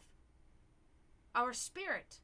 That is all we have left, because this mortal shell will disintegrate and it'll be over. But we have our spirit within us, and if we can somehow connect our spirit to other spirits, we can release our spirit, and with it our knowledge and our consciousness and everything like that, then we won. In that sense, you know what I mean? And I thank you for saying that, Promethean. That really means a lot too, that you said that, And I'm also always the type of person, because I know it's kind of like public speaking too, what I'm doing here. It's public speaking. I'm speaking publicly, and oftentimes these people, a lot of people are they refrain from saying an opposite of what I'm saying, And that also is never something that I will embrace. I will always embrace people that have an opposing view to something that I say, or an opposing knowledge or fact or factor or whatever it is. I want to know it, because nobody's always right. I'm not always right. If I say something and you literally say this is incorrect, and there are facts that support that what you're saying is incorrect, then I come correct it, because facts are facts. It doesn't matter. I'm the first person to say you're wrong. I look it up, and I make sure And then when I see it, immediately, because that's how we learn. We have to learn, and that's the only way we can learn, when we correct, this ignorant and this wrong behavior. So, I always do want, and I like that about you, Promethean. You will do that. You will never just sit there and not, when you feel like I say something that you feel came, I have a different opinion that is an opposing opinion. I'm gonna bring it up, and I like that, because as soon as you do that, my brain goes in another gear too. You know what I mean? And that makes me learn. That makes me learn how to react and how to think on topics that concern me consciously. Conscious. Always conscious. Because if you just do shit just to do it, or you just say shit just to say it, and you don't think about it at all, of course we do this a lot, but when we talk about deeper topics like this, and when we concern ourselves with deeper topics like this, it is advised that, you think about this more, and you consciously make these thoughts and decisions, and stuff like that, and voice these opinions, or this knowledge that you have, so yeah, so I really I do, because it has kind of really, the knowledge that I have gathered is really just like, it has helped me so much through hard times, and even to easy times and good times, make it even better. I have learned how to enjoy life better, and I have also learned how to cope with horrific events better, and everything in between. And there are a lot of people that are really just held back from that by others, like parents, not allowed to do this because of their religion, or they're not even given the proper, they're not lucky in that sense, that they have knowledge available at their fingertips, if you will. You know what I mean? So they suffer with ignorance, not even by their own fault, and those people too,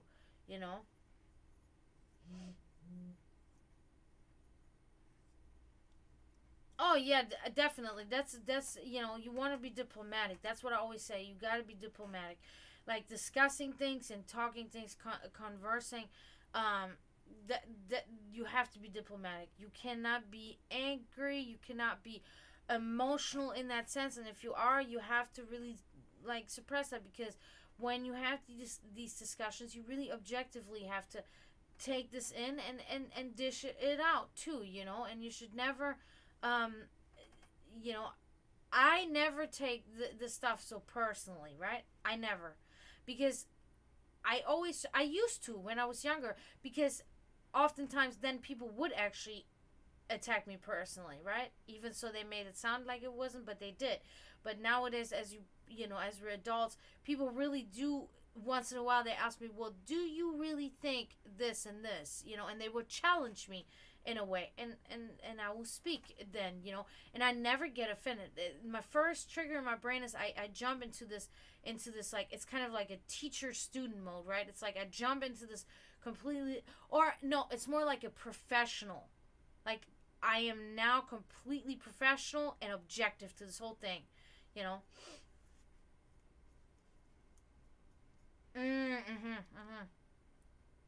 Yes, yes, because now there is a child involved, so that can be, I would think, be very helpful in your own development as a person, right? Because you can't, I mean, you could, but when you do fly off the handle, you don't just damage your own emotional state in that moment, but now you have another human that you damage too. So there is more of a, like, the care is now double, and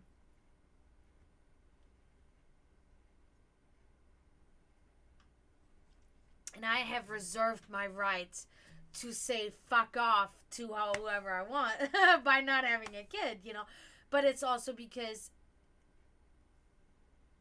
I feel like it's also the vice versa. If I knew, the guy that I'm with, I knew I was gonna have a kid with him, I wouldn't want to fucking say that anyway.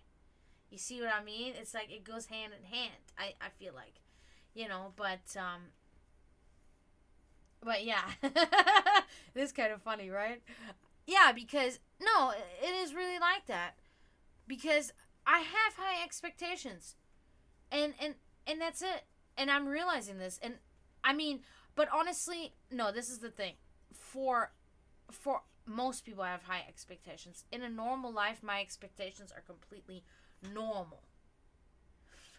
But normal is not a thing anymore. You know, like all the things that I request of a man for me to have a child with in one package.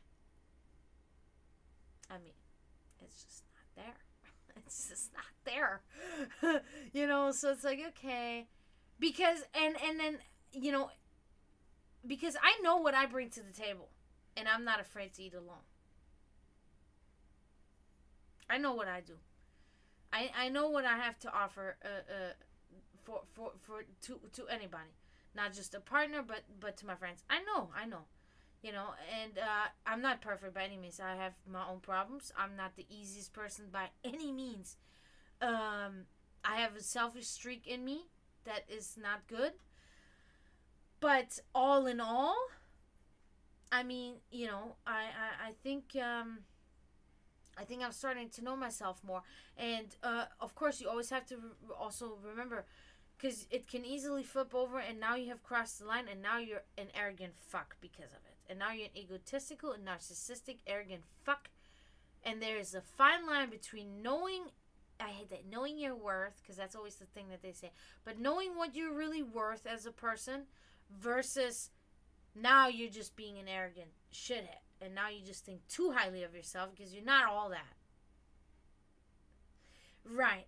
So, I don't know. I don't know because, well, I mean, because, I'm trying to think about that.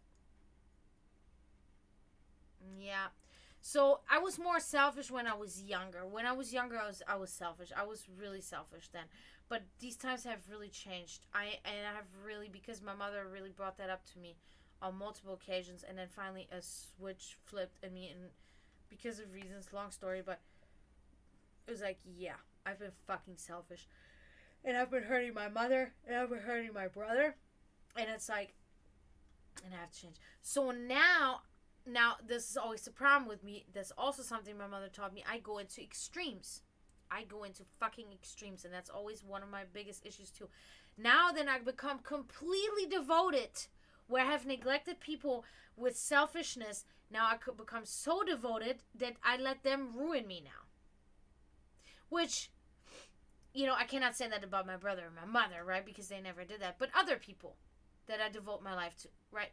Partners, whatever.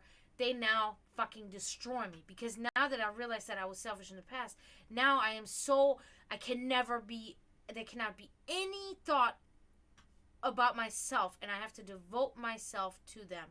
And this is something that I'm slowly shedding again now, right? This is the skin, once again, that I'm shedding. Because we always shed different skins, learning, process, we evolve, right? So this is kind of the skin that I'm shedding, where you saying that the boundaries, same thing with what happened in the restaurant. We don't have to get into that now, but you know what I'm talking about, Promethean, what happened to me. And I said, no, I won't do it. Okay? And you know how what do you call it? Like, in my head, I was really like, there was a battle going on in my head. It was literally like the angel and the devil on my shoulder, like, you should have never done that, you stupid idiot. No, it was the right thing to do. And it was really like that, and it really tore me up. And it tore me up. And I really think that I kind of set a standard there when I did this. Because, things have not changed, Promethean. Things have now steadily been good. Oh, thank you. Yeah, honestly, I really thank you for that, because it took a lot from me, because I mean, all of you guys know about my immigration issue, and there's problems with that. So because of that, it can things can really get fucked up for me. I mean, this is a long story. I'm not really gonna get into that now, but But, for me, there's more at stake as a regular American that just loses their job and then finds another one because they told their boss no. For me, I could potentially not find another job because of reasons. So it's like when I do something that can upset my boss, then that can cause very bad complications for my life. So yeah, so it I had to kind of jump over my own shadow, and I had to do it. But it's like I really had to think of myself, and I think that has a lot to do with it too. I have to sometimes sit there and think of myself like I'm not 20 anymore. I'm not 18. I'm not 17. I'm a grown woman, and I have to address myself as such. That's the problem. I have to look and know that I am an adult now, okay, and that I don't have to, because I'm still in the mentality when something goes wrong, I look around for an adult, and all I see is people that look like me, and they look the same age as me, and I'm like, wait a minute, fuck, I'm the adult. I'm the adult. Holy shit. And I have to really bring that to my attention, my own attention, because it's like, I am an example now for these little ones that run around. When I sit here and I speak on this thing, I am an example for anybody that looks at me. Could be an 18-year-old a girl in here, totally not knowing what to do, and she's watching me right now. I have to set an example. I have to, because future generations depend on us adults to set a good example, to make this a better place for us at some point. That's what we try to embed into our future. Don't be like the fucking old grumpy fart that just thinks, the new generation, blah, blah. Forget about them. Think about me, because I'm still here. Because the leaders of this world, well, most leaders of this world, because, America's like a little bit behind. The leader's like 100 years old, but whatever. Better than the leader we had before, I think. But anyway, that's a different discussion. But most leaders of this world right now are my age. They are leading the world. Leaders in scientific development, my age. And it's just like, I'm big. My generation is big right now. We are the ones breaking through. We are the ones setting the boundaries, when it comes to racism. I mean, this shit has been blowing up so hard in the last few years. Police brutality been blowing up. Bigotry against LGBTQ community's been blowing up because our generation is exposing it. We're exposing it. Child molestation, the Catholic Church, these things, everything has been blowing up because we are the generation of the truth. We're the generation of hands-on, and we're exposing that shit now. And we need to be, and we are in the midst of a revolution. It is happening before our eyes. Women's suppression, skin color, all of these different things. This is all being exposed. And what it has been helping with that is technological advancement. Of course, because everything is on the web. You cannot get away with anything. Everybody has a cell phone, and they click the go live button, and it's over for you. If you're a police officer, if you're a politician, anybody in power that abuses their power and hurts others in the process, exposed immediately. Nothing is hidden anymore. We didn't have this in the past. That's why everything was able to be brushed under the rug. That's why serial killers got away with it for so long, because there was no DNA in the 70s. It shit didn't come till the 80s, I think late 80s, 90s, DNA. Only 30 years. So, all of these things. Now it's a different time. It's a time of exposure. And, of course, there's always still lines to, some, when it comes to this whole thing of being offended. There is a sensitivity, too, that I think some people take advantage and they overreact and they are dramatic about certain things. And I do see that. But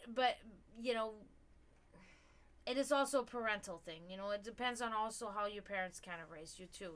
The generation right before us.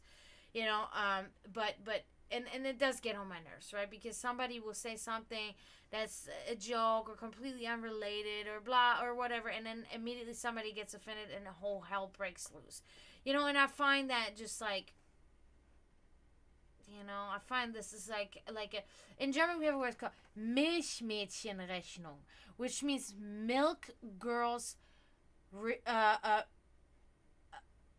calculation. It's kind of just like, yeah, come on now, don't take this too hard. Don't be that.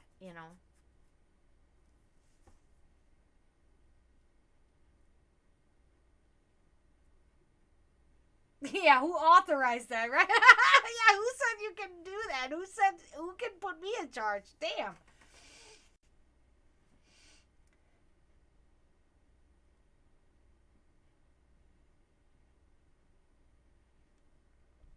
What is the new amendment? What? A new amendment?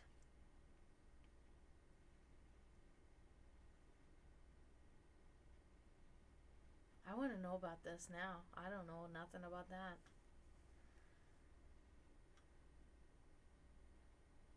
Oh, God. Another thing we have to worry about now. Putting these fuckers in charge. These old fucks.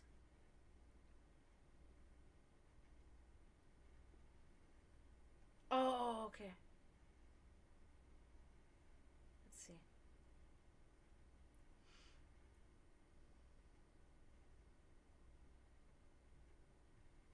Oh, you said you will send. Okay, yeah, that's cool. Oh, God, I'm scared. I'm scared.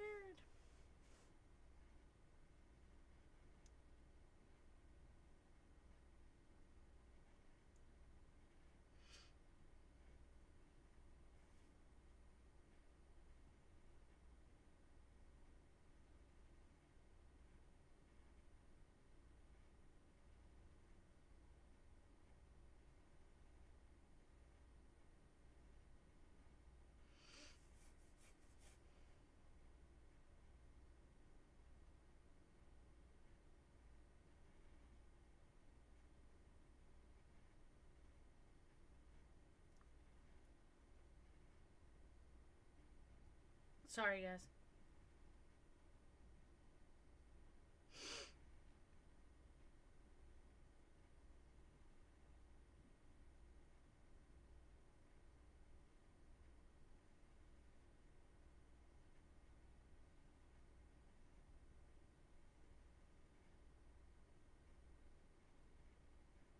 Oh, Dry. Hi, Dry.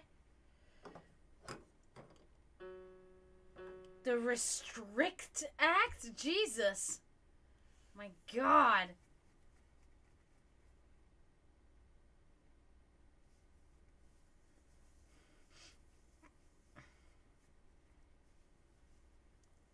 Good to see you, Dry. Yeah, so we have, you can spend crystals or bits. Crystals, you can see down there in your thing what you can spend those on. And bits is for readings. You can see. Also, no, I don't think it... I'm not sure how it works, to be honest with you, Promethean. I don't know. Also, if you want to get a free reading a month, then you have to subscribe to me. So if you subscribe to me, which is, I don't know, like $5.99 a month or something, then you get a free reading a month.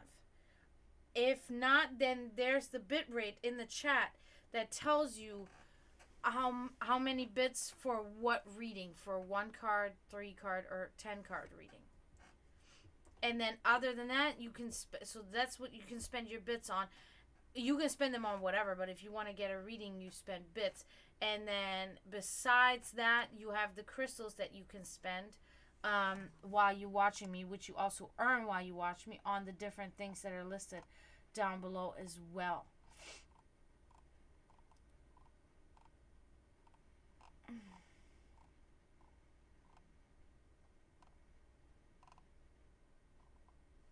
that's so funny.